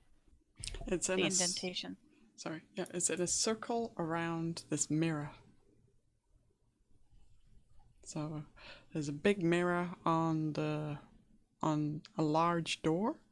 The mirror is like set into the door's surface, and there are 10 circular indentations about an inch across surrounding it. Oh, 10? I thought it was 8. Oh, crud. We only have 8. Well then, I guess we go back and talk to this clay guy. He walks back and says, "Hey, Valia, go climb down there and get that thing off its neck." Hang on, Valia is momentarily away from her keyboard. It's okay. I'm gonna go ahead and start putting the eyes in seeing if they even fit into the indentations. Yeah. I'll start with the white one. Okay. Yep, so you pop the white one in a slot, and it kind of almost suctions into place, and then it lights up with this quite a pretty little glow behind the crystal eye. Cool. gonna try to pull it back out again. Yep, you can do that. So we need 2 more. All right, I'll go back into the other room. Now you said there's glass over the pit, like we can walk on it. She didn't actually describe it. All she said was when we knocked some pebbles, they went across. They rolled across the edge as if there was like floor there. That's all she said. She didn't say there was glass or anything like that. I try to like take something and like poke it at, see if it goes down into the pit at all. Okay. It's you know what it when you try to push 2 opposing magnets together, you know that feeling of resistance. That's how it feels when you try to like push random object A in like through the space. It's just kind of resisted forcefully. Can I get a better look at this thing down here? Yeah, so Just that an empty pill. so let me double check that.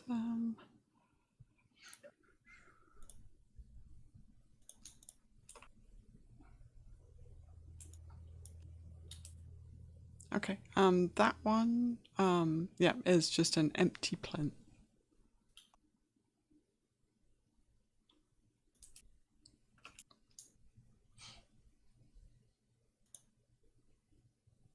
So one of these 2 statues have anything to do with whatever protective barrier is over this?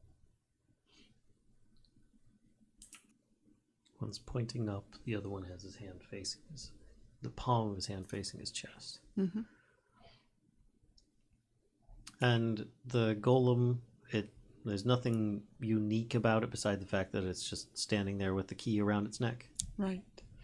Actually, anybody who wants can make a religion check to see if you recognize the statues. Nope. Nope. I'm like, look, it's a statue. It's under some weird stuff. Okay. So Tobias and Kellisto, you recognize them just about. You think the guy with the finger pointed up is a representation of Azuth, which you seem to remember is the god of wizardry. And you think the other one is a representation of Torm, who's the god of courage and self-sacrifice. Oh my gosh. I presumably will be. I think I will recognize Torm. Mm-hmm. Yep. Torm. Who's Torm?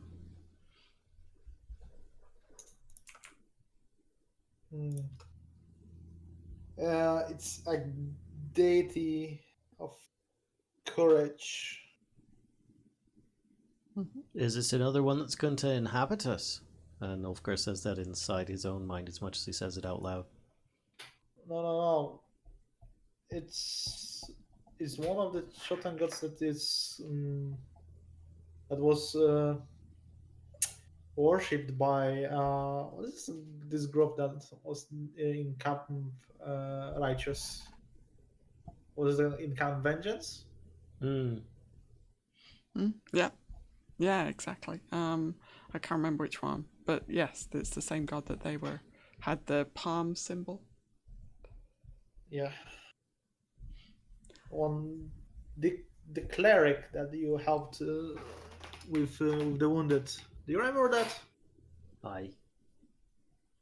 Also, their commanding officer being quite unpleasant to deal with. Seems like a world ago. It does.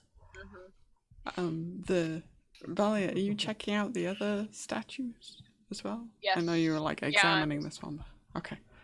Yeah, you see me, I'm like touching it, I'm looking around, looking up above, you know. Okay. So it looks like they rotate, actually. When you touch them, it actually rotates quite easily.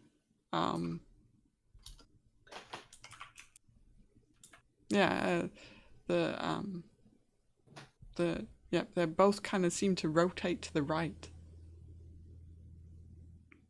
Hey, look at this. I turn it. Okay. When you rotate, let's say this one is Torm. When you rotate Torm to the right, there is a popping sound in the air above this. Like just... Hey, Tobias, rotate the other one. Okay, on it. Okay. Yep, you rotate the other one. But you don't hear... Everybody get ready. But you don't hear anything. Ulfgar's trying to cast Mage Hand just underneath the key around the golem's neck. Oh, does not seem to work. Okay.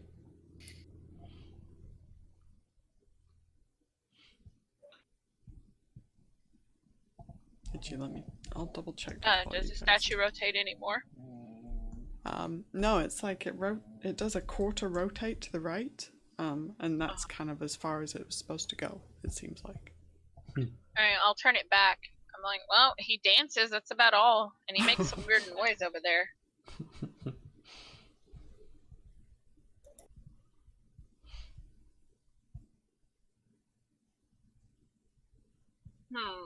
I'm gonna rotate it back and go look at that other plinth over there. Okay. Okay.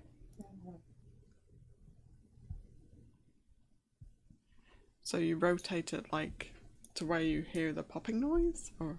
Mm-hmm. Okay. Yep. So you hear the popping noise again. But when you go check out the other plinth, it doesn't seem to have changed. Does that empty plinth rotate? I don't know. I'll see if I can move it. Nope. Nope. This one's still. Wait. And we moved the other statue, but it didn't do anything.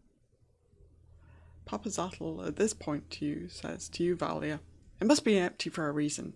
Stand on it. Or have someone else stand on it. I just look at myself. I look at Ulfgar and I'm like, I got him in enough trouble. I'll do it. So I guess without telling anybody what I'm gonna do, I'm just gonna climb on top of this thing. I'm like, alright, hold on to your butts. You gonna pose? Do a Vogue? I am. Put both hands on my hip and stand like I'm a proud warrior. Yep, you guys see this. Ulfgar says, very distinguished. Now, if only we had a Medusa to finish the job. I just sneer at you.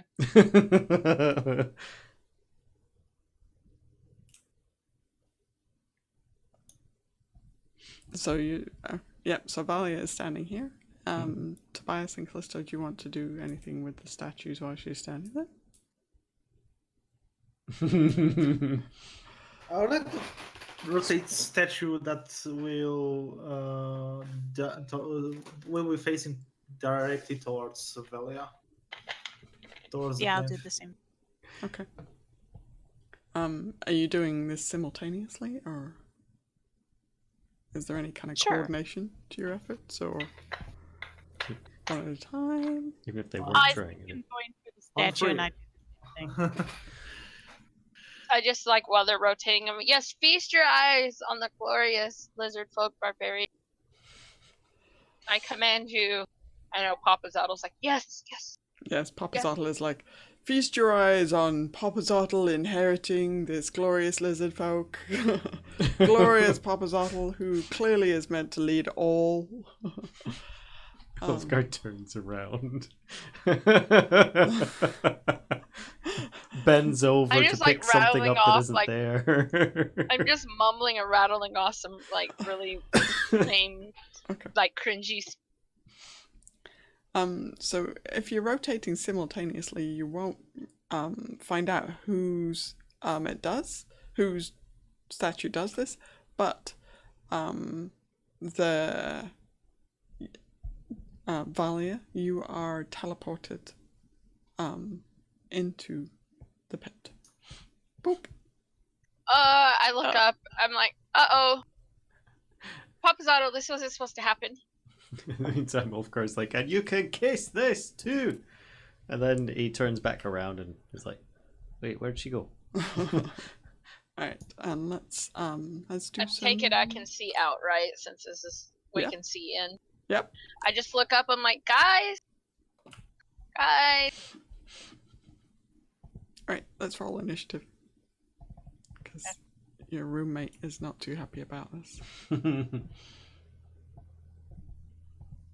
Oh crap! I didn't click on my thing. I got a 20.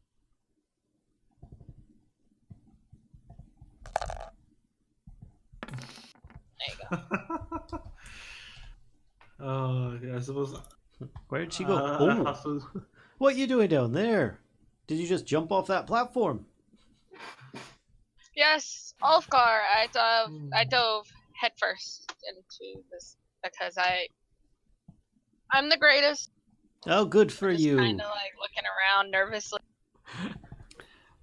So Moa will say to you, Tobias, This is not going to end well. she should be careful because only adamantine or magical weapons will be able to harm that thing.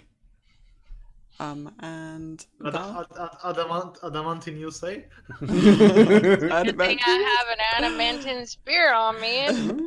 That's a good thing you guys went to Arokh, wasn't it? You also have a magical Right. warhammer, don't you? Magic warhammer and an adamantine. Alright, Valia, what would you like to do?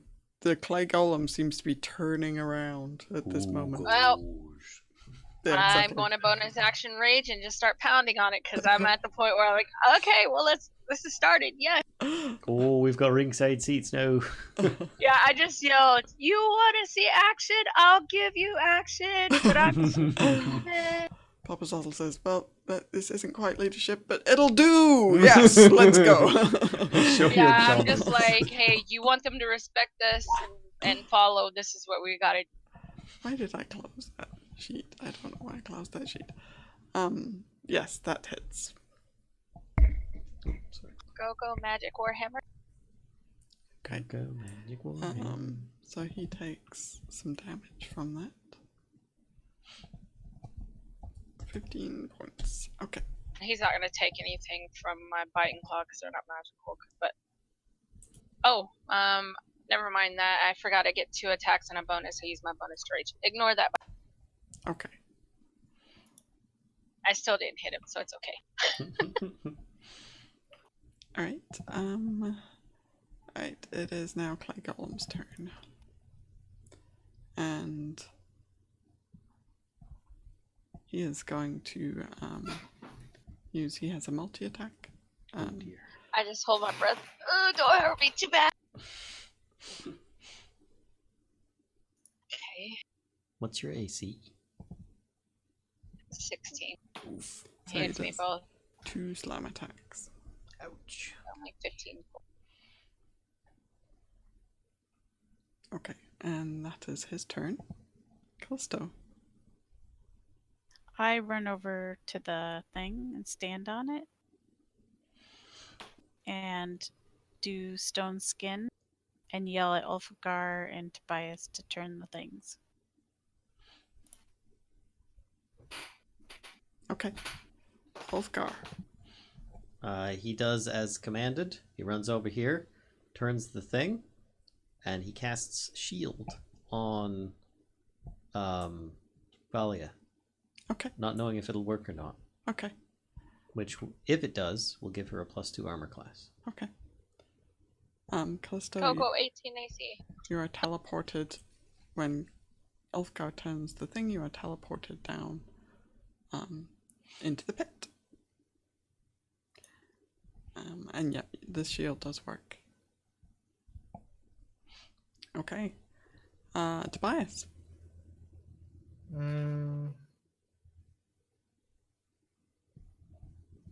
Who wants to go in the pit? I think we're designated as support.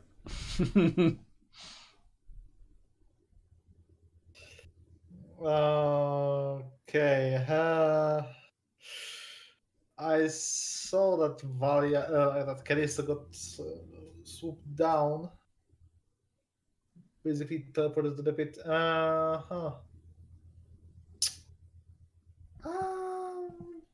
Let's say I'm going to cast Guiding Bolt on the golem. Okay. Right. So the spell ricochets off this barrier that is whatever this barrier is that's across the top of the pit. Great. Rats.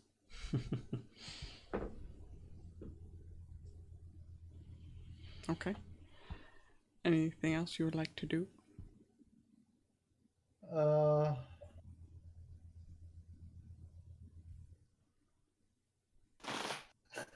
don't want to go into the pit. Yeah, I'm just shaking my head at Callisto, and I'm like, no, don't come in here. Too late. A tight squeeze in here. Okay, so Tobias, you're all done? Yeah, I'm done. Okay. Valia. Oh my goodness, I look at Callisto. What are you doing?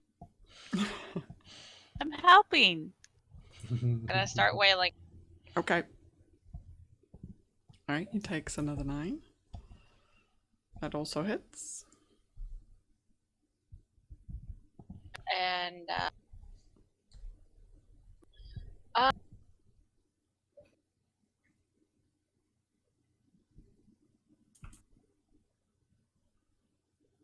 javelin to the book. Okay, that hits. Okay. I mean, I'm just gonna stand my ground. I'm not even gonna try to move. Okay. Alright. Clay Golem is going to retort. And he does again his 2 slime attacks. First one misses. Ugh, only 1. 6 points. Yeah, that was to me, right? Yep. Okay, good. Yeah, never mind. I can't move now. I was gonna try to kind of position, make sure he has me in his attention, not her. Okay. Alright, Callisto. I will attack him with my scimitar, which, by the way, is adamantian, Okay. even though I don't know that. Okay, cool.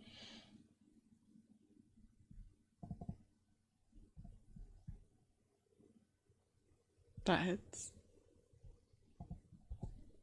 Okay. He takes a slice.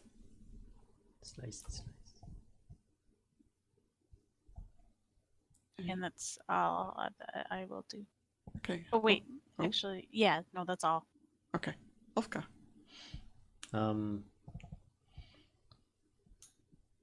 Ulfgar is going to cast Shield of Faith on Callisto, giving you a +2 to armor class. And then he's going to use a bonus action to toot his magic flute Doot doot. and give Callisto inspiration. Okay. That will work because you can hear it, so you are inspired from that. Okay, Tobias. Okay, I'm seeing that Valia took some hits, so I'm. Do I have healing word? I got cure wounds with his touch.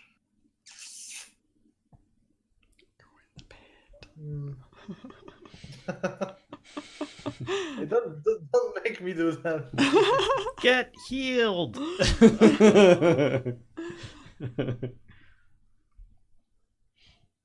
You could just start cheering. Yeah, I could. Oh, right. I forgot. Hang on. I do have this.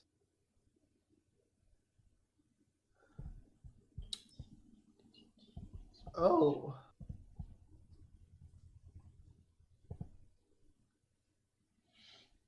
Okay, so sorry.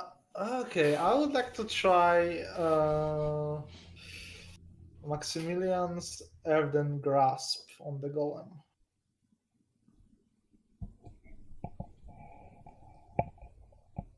Yes, hold him in place while we pound on him.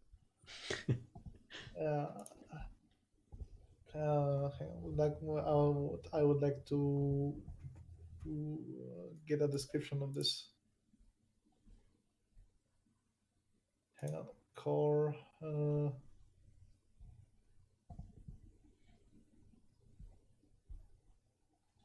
Why is it? Okay, I have to copy this. Yeah, I found it on D&D Beyond. So basically, I'm choosing 5 feet square within range that I am able to see, and there's a clay hand that will just strangle target. So you try casting, and again, this kind of force field that's across the top of the pit prevents the magic from traveling through. From traveling through. Oh. Well.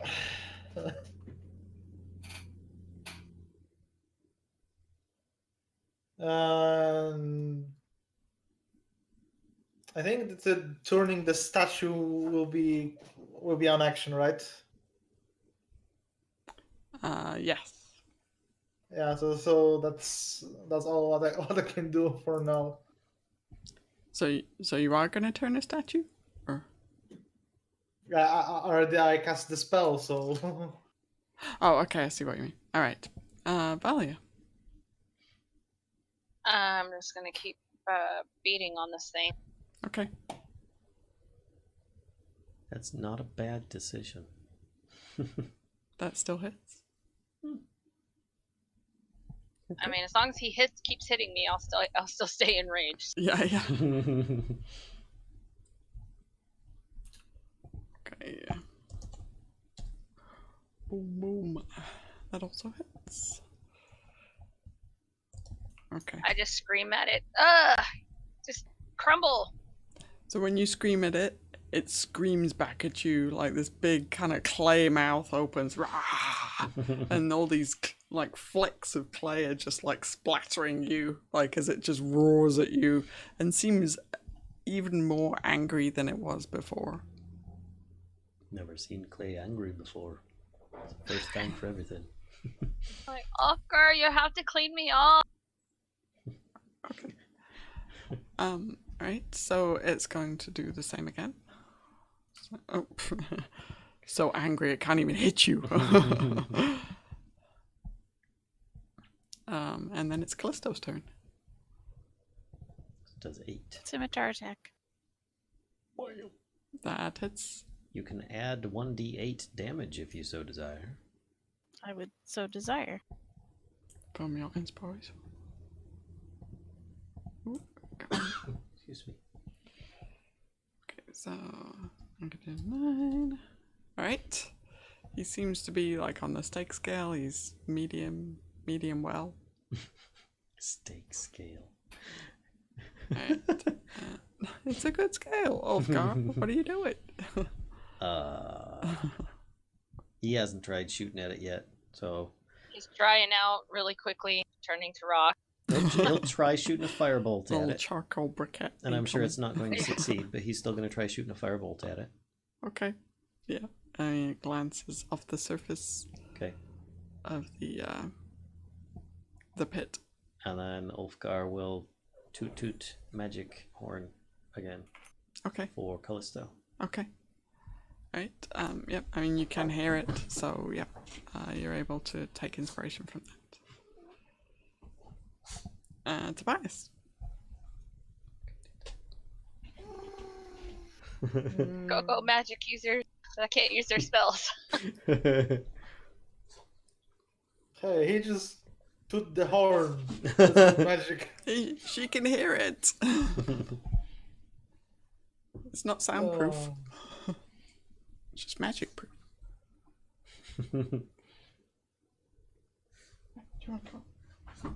I have no idea how I could contribute to the fight without stepping inside. That's fine. Just stay up here, keep me company. It's a valid option.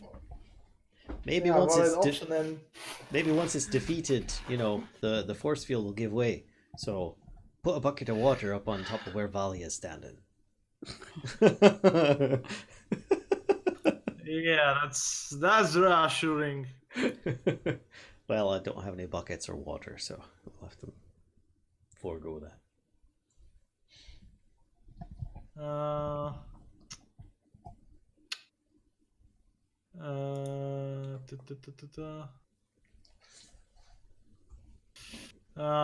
That one to do. Warding bond is also touch.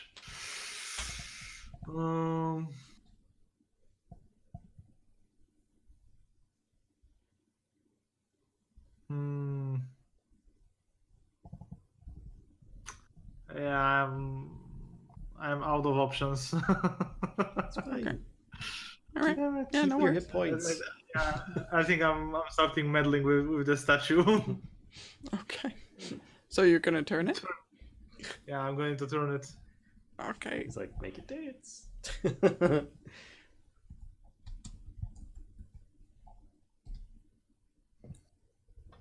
What? This is interesting. Okay. What's going on? Um, Why are you rolling? So you Yeah, I turn, don't like that. so you turn it, and the clay golem, Valia, you hear this sound as the clay golem is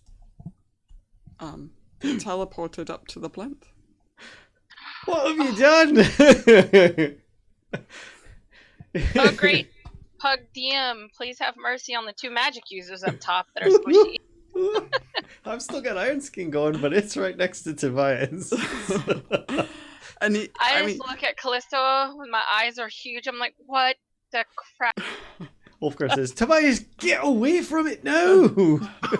it's really pissed off as well. Yes! It's like, "Rah!" And this, I'm just yelling, turn it! Get us out of here! and Valia, it's your turn. Oh, crap. I just look at everybody and shrug my shoulders, and I'm gonna check this chest out. He probably has the key and see if I can pop. Okay. I just look at y'all too and shake my head. I was like, point at the chest, treasure, mine. That's all. I can't do anything. Yeah, hours. Come on, Callisto, let's open this. While these 2 knuckleheads up here. That's all I can do. I can't do anything. If he comes back down, I'm gonna kind of just wait for him to come back down and hopefully All right. So crap out of it.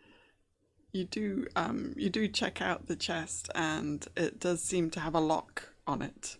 Looks like there's a little keyhole in there. It's the one around his neck, I'm sure. I'm just kind of like, ugh. All right. Alright, so Clay Golem then. He's really pissed off. He's been quite hurt. And He was asleep, enjoying his nap, was, and then yeah. we wake him up. hurt him a lot. Okay, so he's I'm just yelling at the golem, I will make you into cups.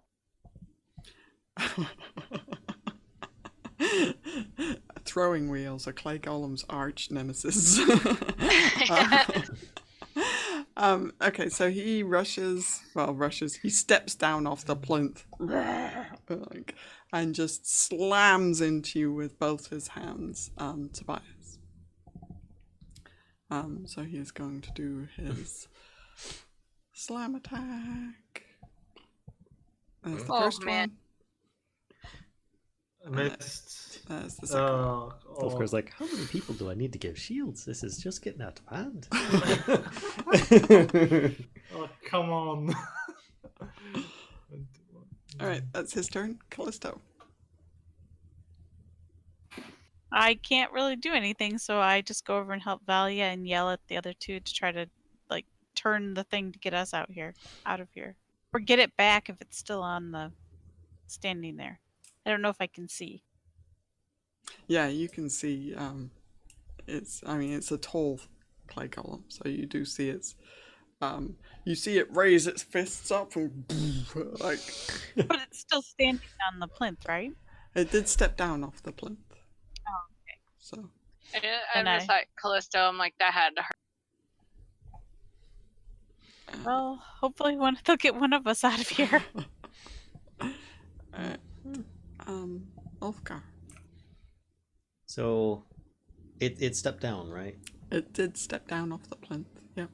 Yeah, and he's caught with a bit of a conundrum to either try and buff and help Tobias, or to try and turn the statues.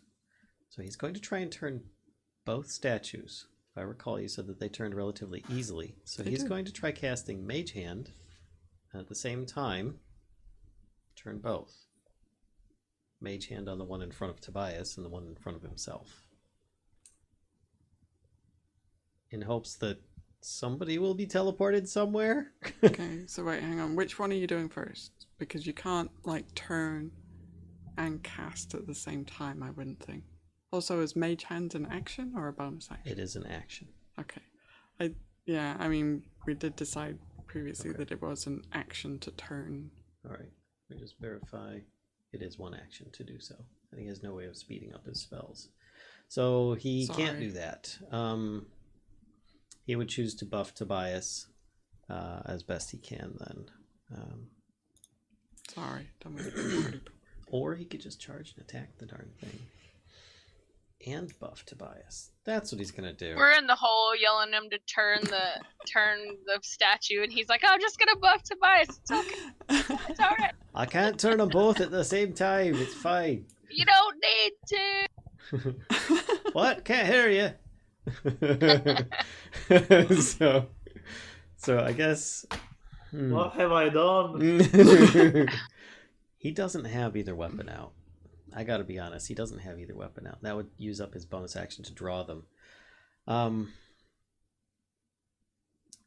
So as far as spells go, he'll say, Tobias, do you want to take it on yourself?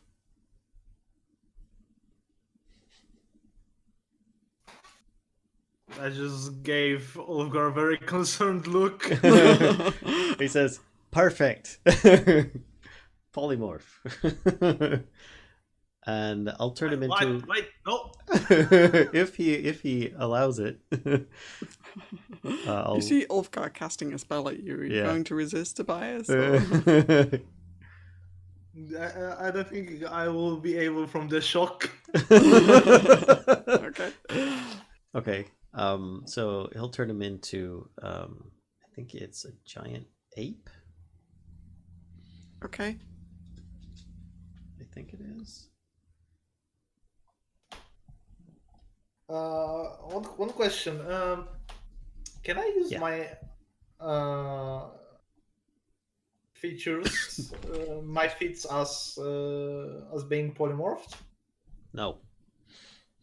You gain the abilities and intelligence of the creature you're being turned into, though you still remain who you are and can recognize friends and foes and danger and such. Though, it being a giant ape, it's relatively intelligent. In fact, almost as intelligent as Ulfgar. I'm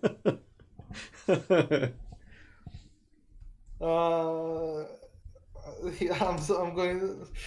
The question is if I'm going to resist. Well, you don't know if it's a giant ape. That's true. Yeah, you just see him yeah, casting at you. Yeah. I mean, you could. I'm just going. guess, I'm right? just going. I'm just going. No, no, no, no, no, no. I mean, Ulfgar's done this before, so you can Yep. make a pretty. You might assume you're going to be getting turned into a bear, you know. Bear. No, no, no, no.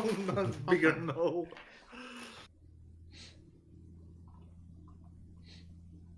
I try to resist. Okay. Alright. Then the spell save DC is 15 to overcome. What kind of- And hold on, I gotta look up polymorph. I have to make what save? Wisdom saving throw. Great. I'm horrible at this. Excuse me.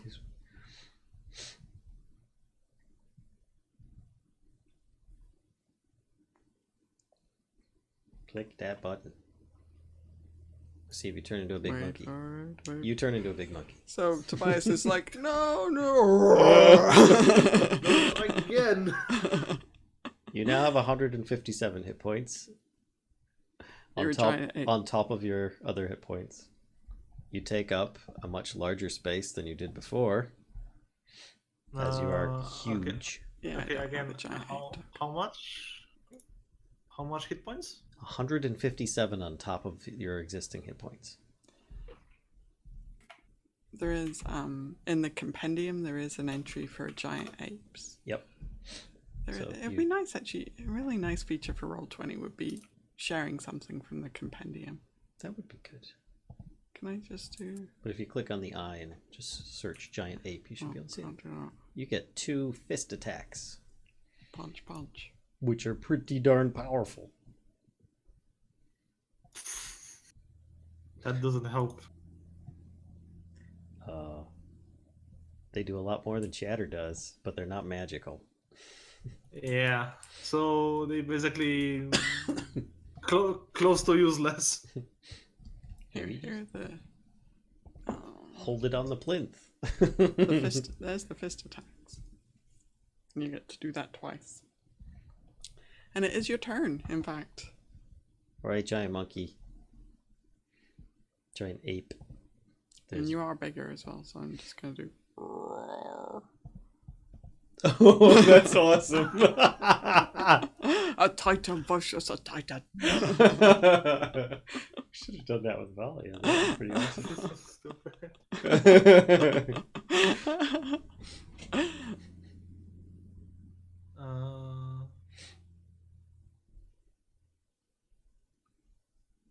Could put him in a headlock.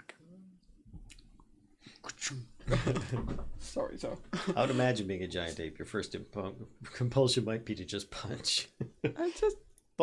Just calm yourself over there. You've done your turn. It could also be to fling it poo. was 57, 35. Wait, what? How many hit points? Again? Oh, the hit points? 157. 57. 157. 157. 157 hit points. Okay, so I got that right. Okay. And your armor class is 12.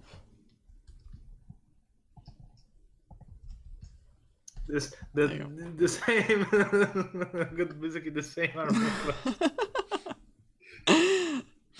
Now you can take those hits better. Think about You that. are a damaged sponge. Yeah. Don't buy me enough time to turn the statues.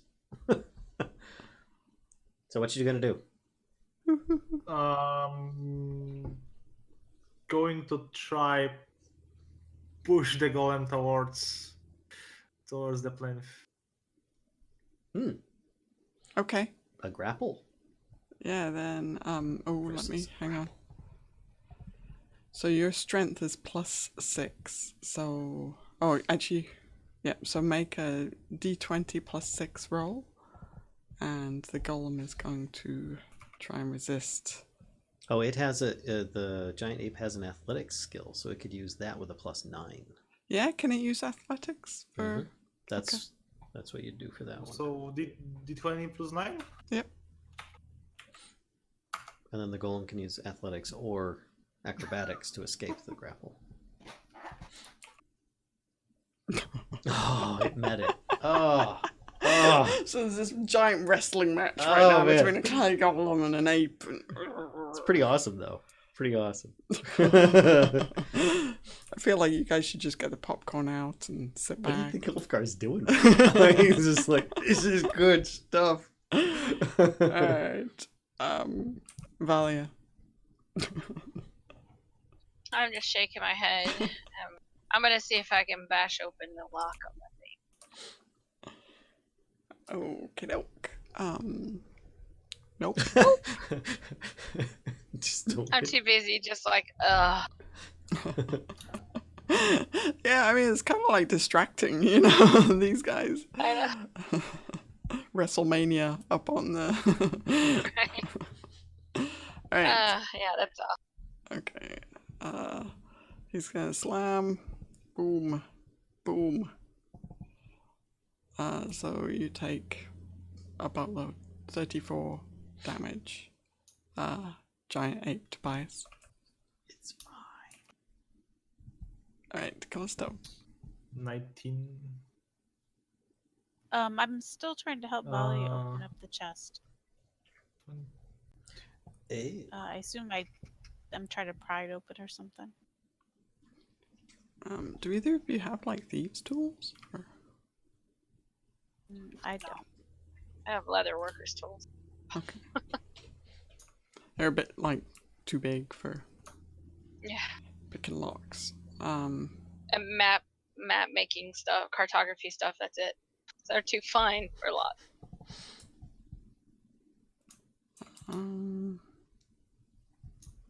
Yeah, I mean, if you want to try and like smash it, then actually, here's what you could do, right? Kellisto, if you want to help Valia, then she would have advantage on the next turn to kind of smash it open. Okay. All right, Ulfgar. All right, so he is going to cast Mage Hand over here by Tobias, Okay. near that statue. Then with his bonus action, he's going to cast Shield on the giant ape to increase its armor class a little bit more, to help him last a little longer, just in case. Okay. Alright, so you're turning this statue. Alright.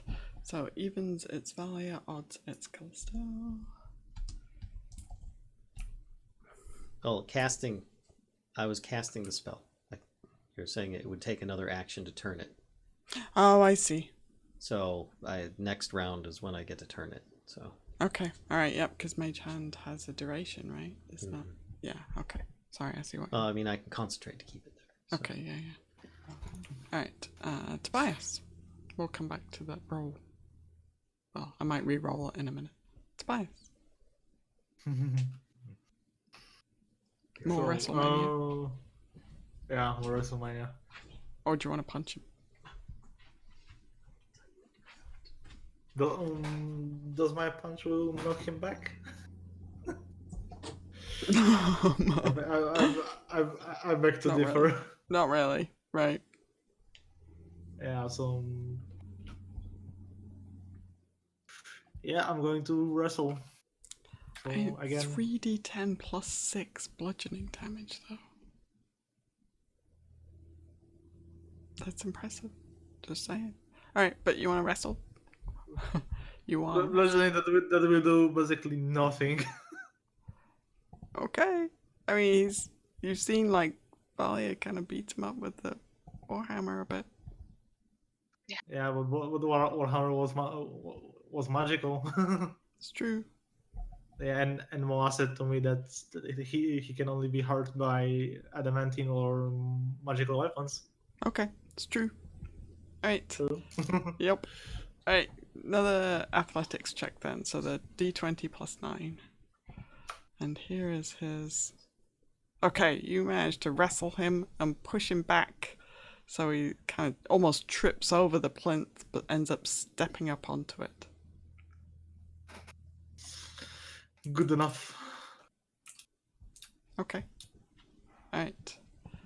Valia, do you want to make that strength check to try and bust open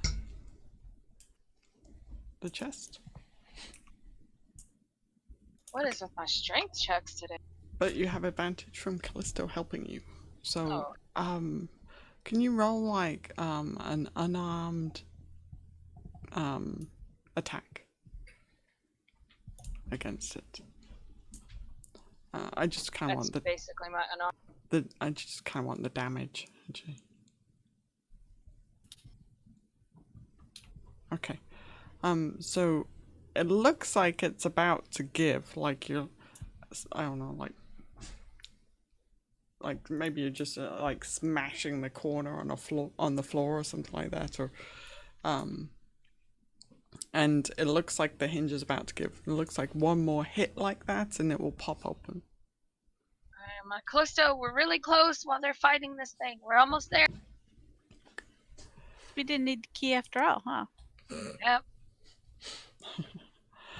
Alright, the clay golem is going to try and break out of this grapple. So he is going to use his strength to do that, and I think you need to make another +9 roll near to see if you can hold him. Yeah, okay, so you're able to kind of hold him in place. He's wrestling with you. He's really mad, roaring at you, but he's wrestling with you. Kellisto. I'm gonna try to. You said it was almost giving, so I'm gonna try to. Actually, I'm just gonna do whatever it is I did before to help her break it next on her turn. Actually, I totally forgot that your strength is like. Yeah. So, I mean, you also I feel guess I like... could try. Yeah, I'll try it. Okay. Alright, and then, wait, hang on. Is that the right one? Yeah. So then, can you roll 1d6 + 6 for me, please? Actually, no, you know what, you don't even have to roll, because it's got damage on it already. It has very little kind of strength left in it. So, so you smash the corner of it against the ground, and the lid pops open, and there's immediately there's a hissing noise, and a cloud of gas fills the bottom of the pit. Oh no! And the gas, you start hearing it, like you hear a hissing from anything that you're wearing that is non-magical metal. So any weapons, armor, whatever. If you're in yeah, totally. If it's in a bag or something, then it's okay, but anything coming into contact with this gas is starting to erode. Ulfgar. I start shouting for Ulfgar and Tobias. Rotates the statue. Which one are you rotating? The one with the hand. The mage hand. Oh, okay, so this one, right? Alright, let's see. So again, we're doing like, right, odds it's Valia, evens it's Kellisto. Okay, Valia. Oh god. Okay. Do they So switch places or something? no, the clay golems kind of pushed and pushed out of the way. The clay golem and Tobias, giant ape Tobias, are pushed out of the way as Valia boops into existence on top of the plinth. So you're like face to face with like clay golem butt. He's like having this giant wrestling match with the giant ape. Oh, goodness. Okay. Anything else you want to do, Ulfgar? Or bonus actions?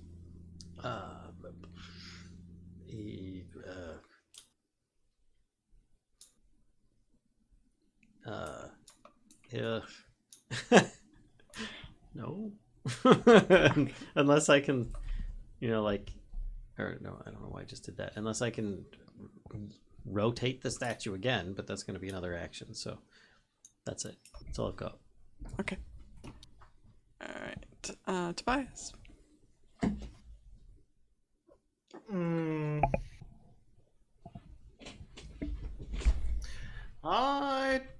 going to try to trip the golem.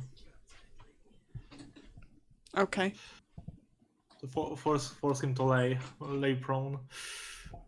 Alright. So do another grapple. So more athletics checks.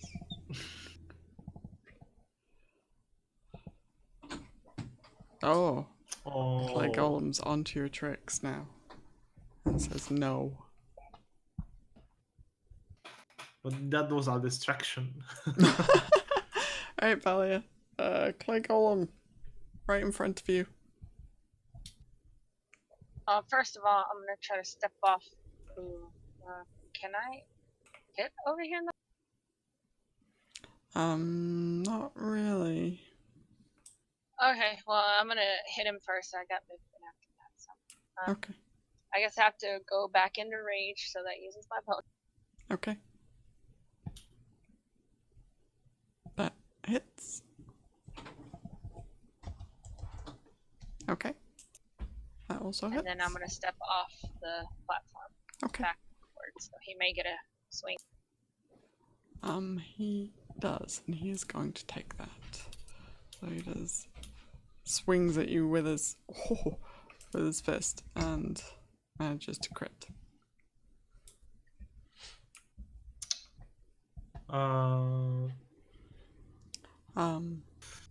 So then it's his turn, and he is going to continue to slam attack this ape that has been causing him so much trouble. On duel. So I think he just hits with the first one. Yeah.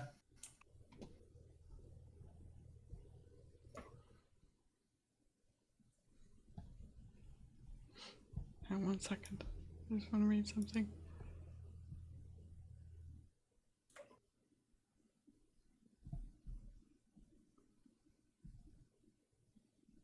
Okay.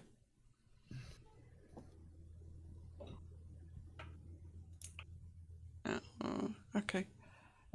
Alright, sorry. Callisto.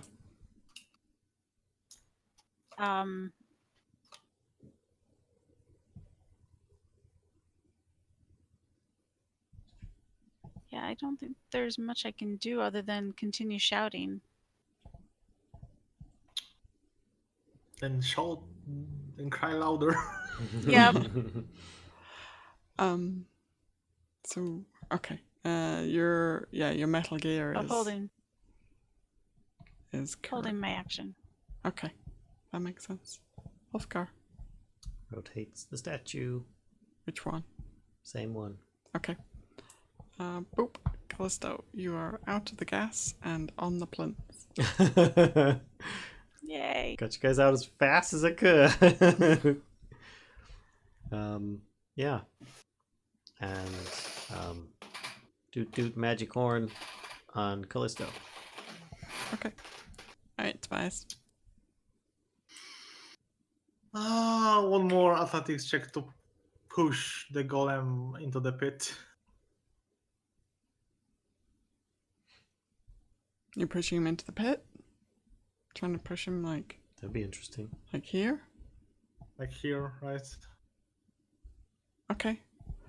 Just push him into the edge. Okay.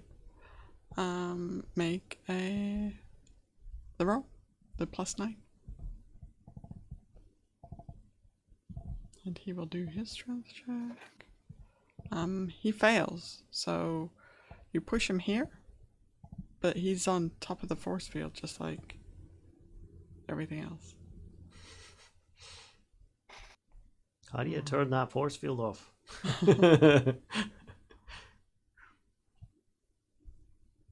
Okay.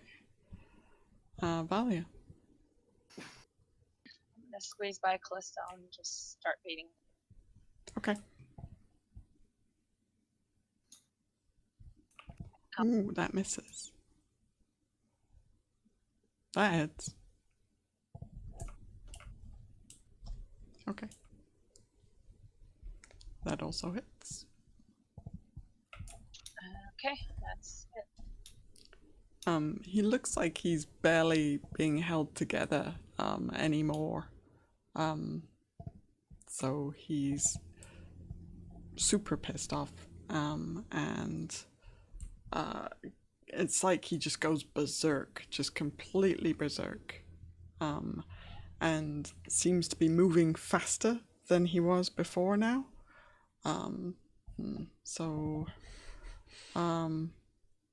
Man, it says the closest creature, and you're all pretty close. So we're gonna do a roll. 1d3. So we're gonna go left to right. Kellisto is 1, Valia is 2, Tobias is 3. Okay. So he My rotten Probably better that way.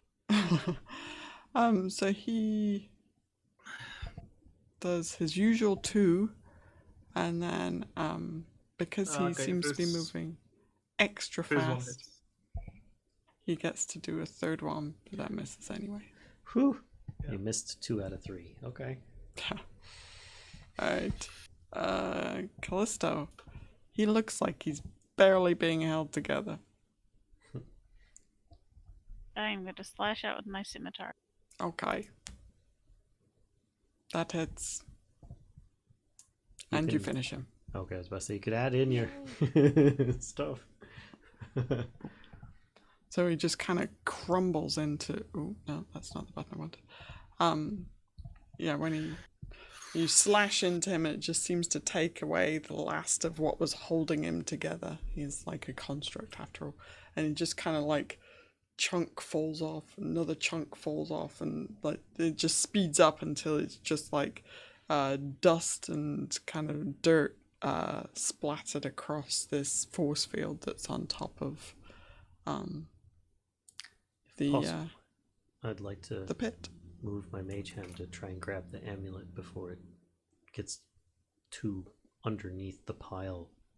Yeah, you can do that. Okay. Sure, it's your turn next anyway, so... actually, with that, we'll break turn order. Okay. And then he'll mage hand over to So it's just a Kellisto key, by the way. the key. Not amulet, the key. And he'll say, there you go. And then he'll wander around to the other side to check on Tobias. Be like, are you alright? Don't know if you can understand me, but I'm gonna turn you back now, okay? And so he cancels the spell on Tobias. Okay. Then, like Mario. Did it. He gets small.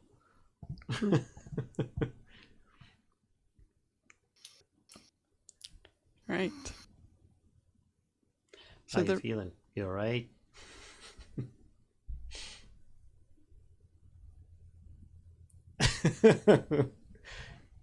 You did good. I'll take your silence as agreement that you're okay. And he starts walking away the other side. I'm not able to conceive words that share my disgust to what have you done. As he's walking away, he says under his breath, mental note, don't change Tobias. I look at Kellisto and I'm like, I don't want to go back down there, man. I don't know what that was, but Yeah, I hold out the key and say, I'm not doing it. You can take this back. All I'm right. not going down there and step off the thing. Ulfgar takes it. I'll go down there. Just go. there's a gas down there and it was eroding whatever metal that's not magical, so good Oh, luck. right. Wait, hold on a second Metal, then. buddy. He says, he Nope, says, I take run this. over to the other He hopped off. statue. He's hopping off. I'm just Seriously. I mean, he's going to be like, here, Kellisto, hang on to this key for a second then. I've got an idea. Right? Right. Okay. Most intelligent thing I can think of. Polymorph, that allows me to turn into beasts, right? Smartest beast. I guess I could turn myself into one of those apes again. See if I can figure out to put the key in the chest, right? So, here goes nothing. and he polymorphs himself into a giant ape. You just wanted me to make your token big. No, you don't have to do that. Too bad. But you did anyway. And then he holds out his paw, I don't know, Actually, we're just going to move the click on. for Kellisto. I'll hand him the key. And then It's this big giant ape mitt that you Yep. put the key in, and it's like this tiny, looks like the key looks tiny inside this big ape hand. And then he steps over Kellisto and stands as much on the pedestal as he can. He's doing this like ballerina pose, like with one foot up in the air, like trying to stay standing on the pedestal. You know, he's kind of like a little stumbly. I just shake my head. I'm like, you're ridiculous. She turned the statue. So which one are you turning? The one where I'm standing. Nothing happens. Yeah, walk I don't over to the remember other which one. one they turned, so I just went over. So you're turning I this was like, one? I not am. this one. I'll turn the other one. Okay. Yep. Boom. There we go. Yep. Sorry. Giant ape Ulfgar is teleported down into the pit. I'll try with my dainty fingers to try and use the key on the chest. So when you get down there, you can kind of see quite clearly now. There's not this pile of dirt that's obscuring your view. You look at the chest, and the chest is just destroyed. Oh. And and then you look at Try to put the key in. yeah, you look at the key, and it is like it's quite gassy down there. You look at the key, and the key is like corroding in your hand, like it's just being eaten away by the gas. He just covers it with his mitt for now, and then You can see like inside the chest though, and it's it has this kind of like red velvet pouch. he tries to just grab whatever's inside in his other mitt, Okay. and then he just kind of, with the key, just kind of drops it on the ground and slams the wall near where Valia is. I just look down and I'm like, I just shake my head at him. He slams the wall 2 more times. I just look. I was like, I guess I'll turn this one. I don't know if this one works, so I'll turn this down. He slams the wall 1 more time. Okay. Yeah. So he's turned the statue, and giant ape Ulfgar is teleported up on top of the plinth. And then he comes over here by Kellisto and just kind of opens his hands, and there's what he grabbed in there, and he just kind of holds it out to you. Mm-hmm. So there's a little red velvet pouch. I grab it and I open it up. And it's like holding this big ape hand is holding this tiny little pouch over to you, So you open it up, and inside is just what you needed. 2 crystal eyes. One is pale green and the other is pink. I don't think Ulfgar's ever polymorphed himself before. Are you changing back, or are you staying? I don't know if he knows how to do it. I mean, the giant ape is almost as smart as he is, but I think he'll wait a moment before he does. He'll probably start looking around and just kind of being a bit all confused. Okay. So, what you doing? He doesn't have any of the eyes, so. Well, I look at him and I wait for a few minutes, and I'm like, I don't think he's turning back. Okay, let's go open the door. And I'll start heading down the hallway. Okay. Yeah. So head down the hallway. So are you popping all the crystal eyes into the slots now?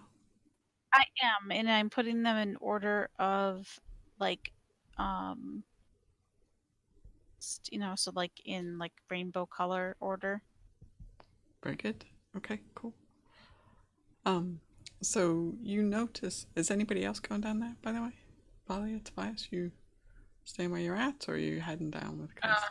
I wasn't paying attention. Yeah, I'll follow her down. So Ulfgar will attempt to go down there and just kind of like, "Ugh," and then just kind of start trying to squeeze down there and then just turn back into Ulfgar at that point. Okay.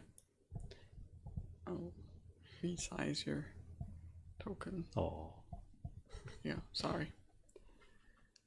So you start popping these crystal eyes in rainbow order, and you notice after this, so you pop one in, it glows. Don't notice anything particular. Pop another one in, it starts glowing as well, and something changes in your reflection. Like, you look at your reflection, and man, it's been a long day. You look kind of like tired, you know, like your face is a bit like tired looking. Are you gonna keep going, or?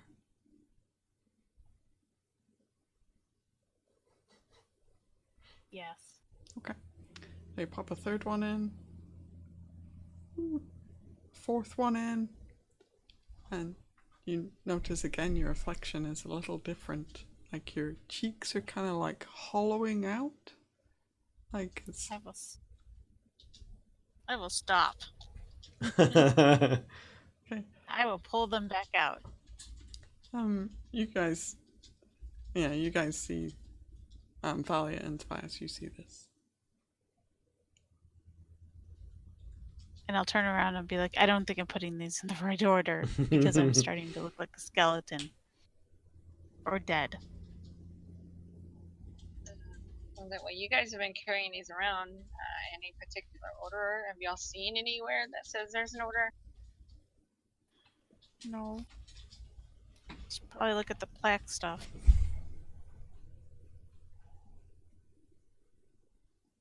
Well, we should probably sit down somewhere and rest because I was hurt very badly with that Golems. We could probably rest in that other room.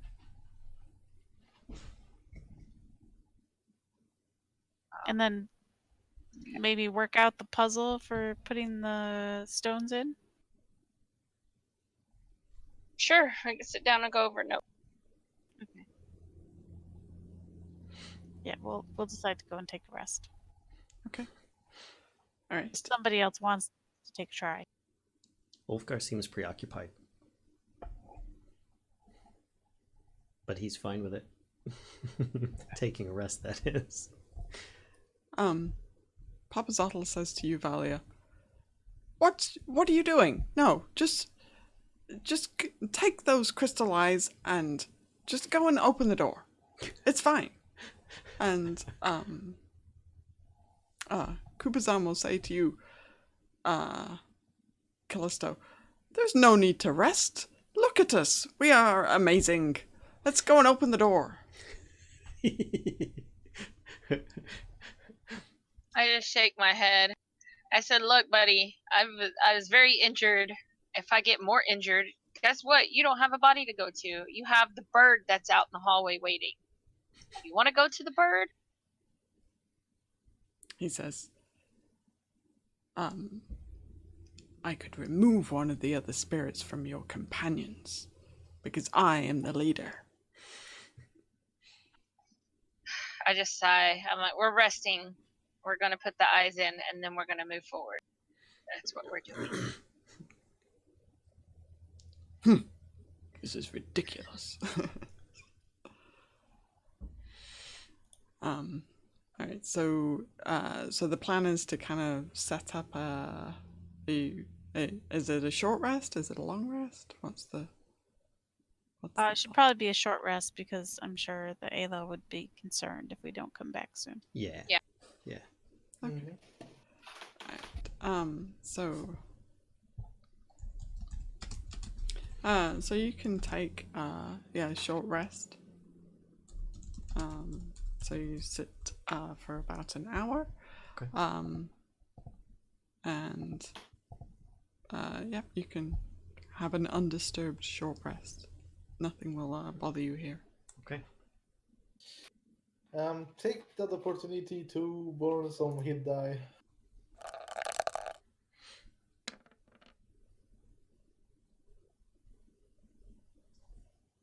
Okay. Let's say 2 hit dice. All right, I'll if nobody has any other Better than nothing. if nobody else has any other ideas in the order of the stones, I'll go ahead and just go put them in it regardless. Sorry, See what lass. happens. I don't. All right, I'll just go put them in the same order I was before. Okay. Rainbow.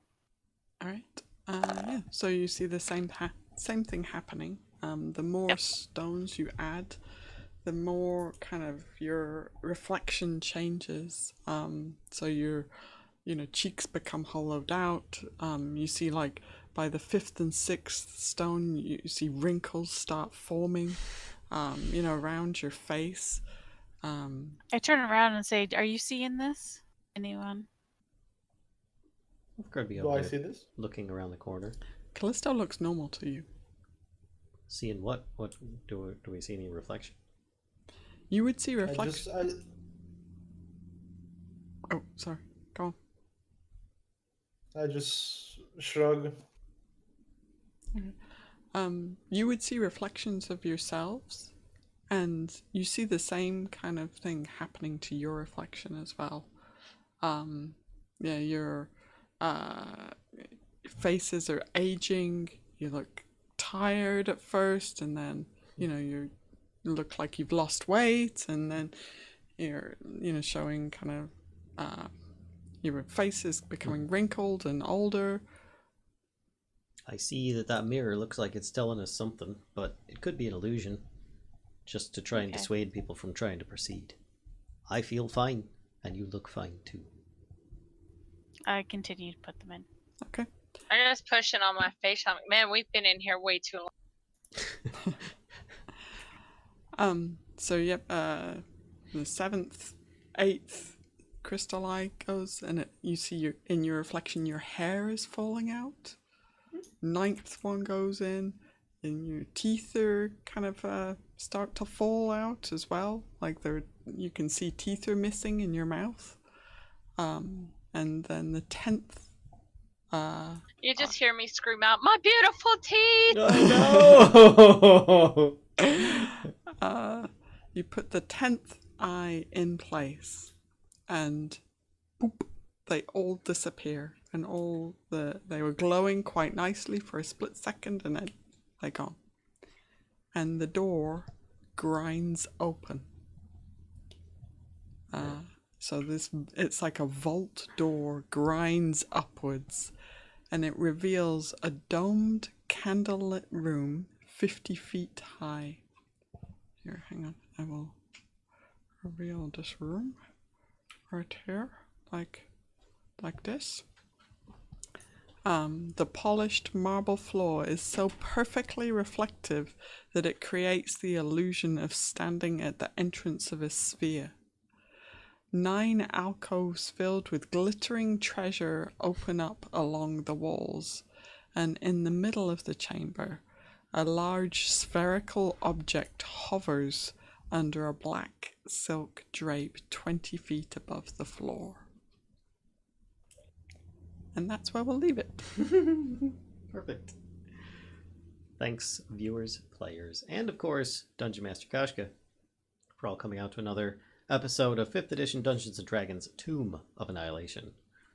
Tune in next time to find out how we all die, because I'm pretty sure we will. So, bye everybody. Yeah, don't let that pug DM take over. She almost killed me. Pug DM is best DM. Bye. Bye.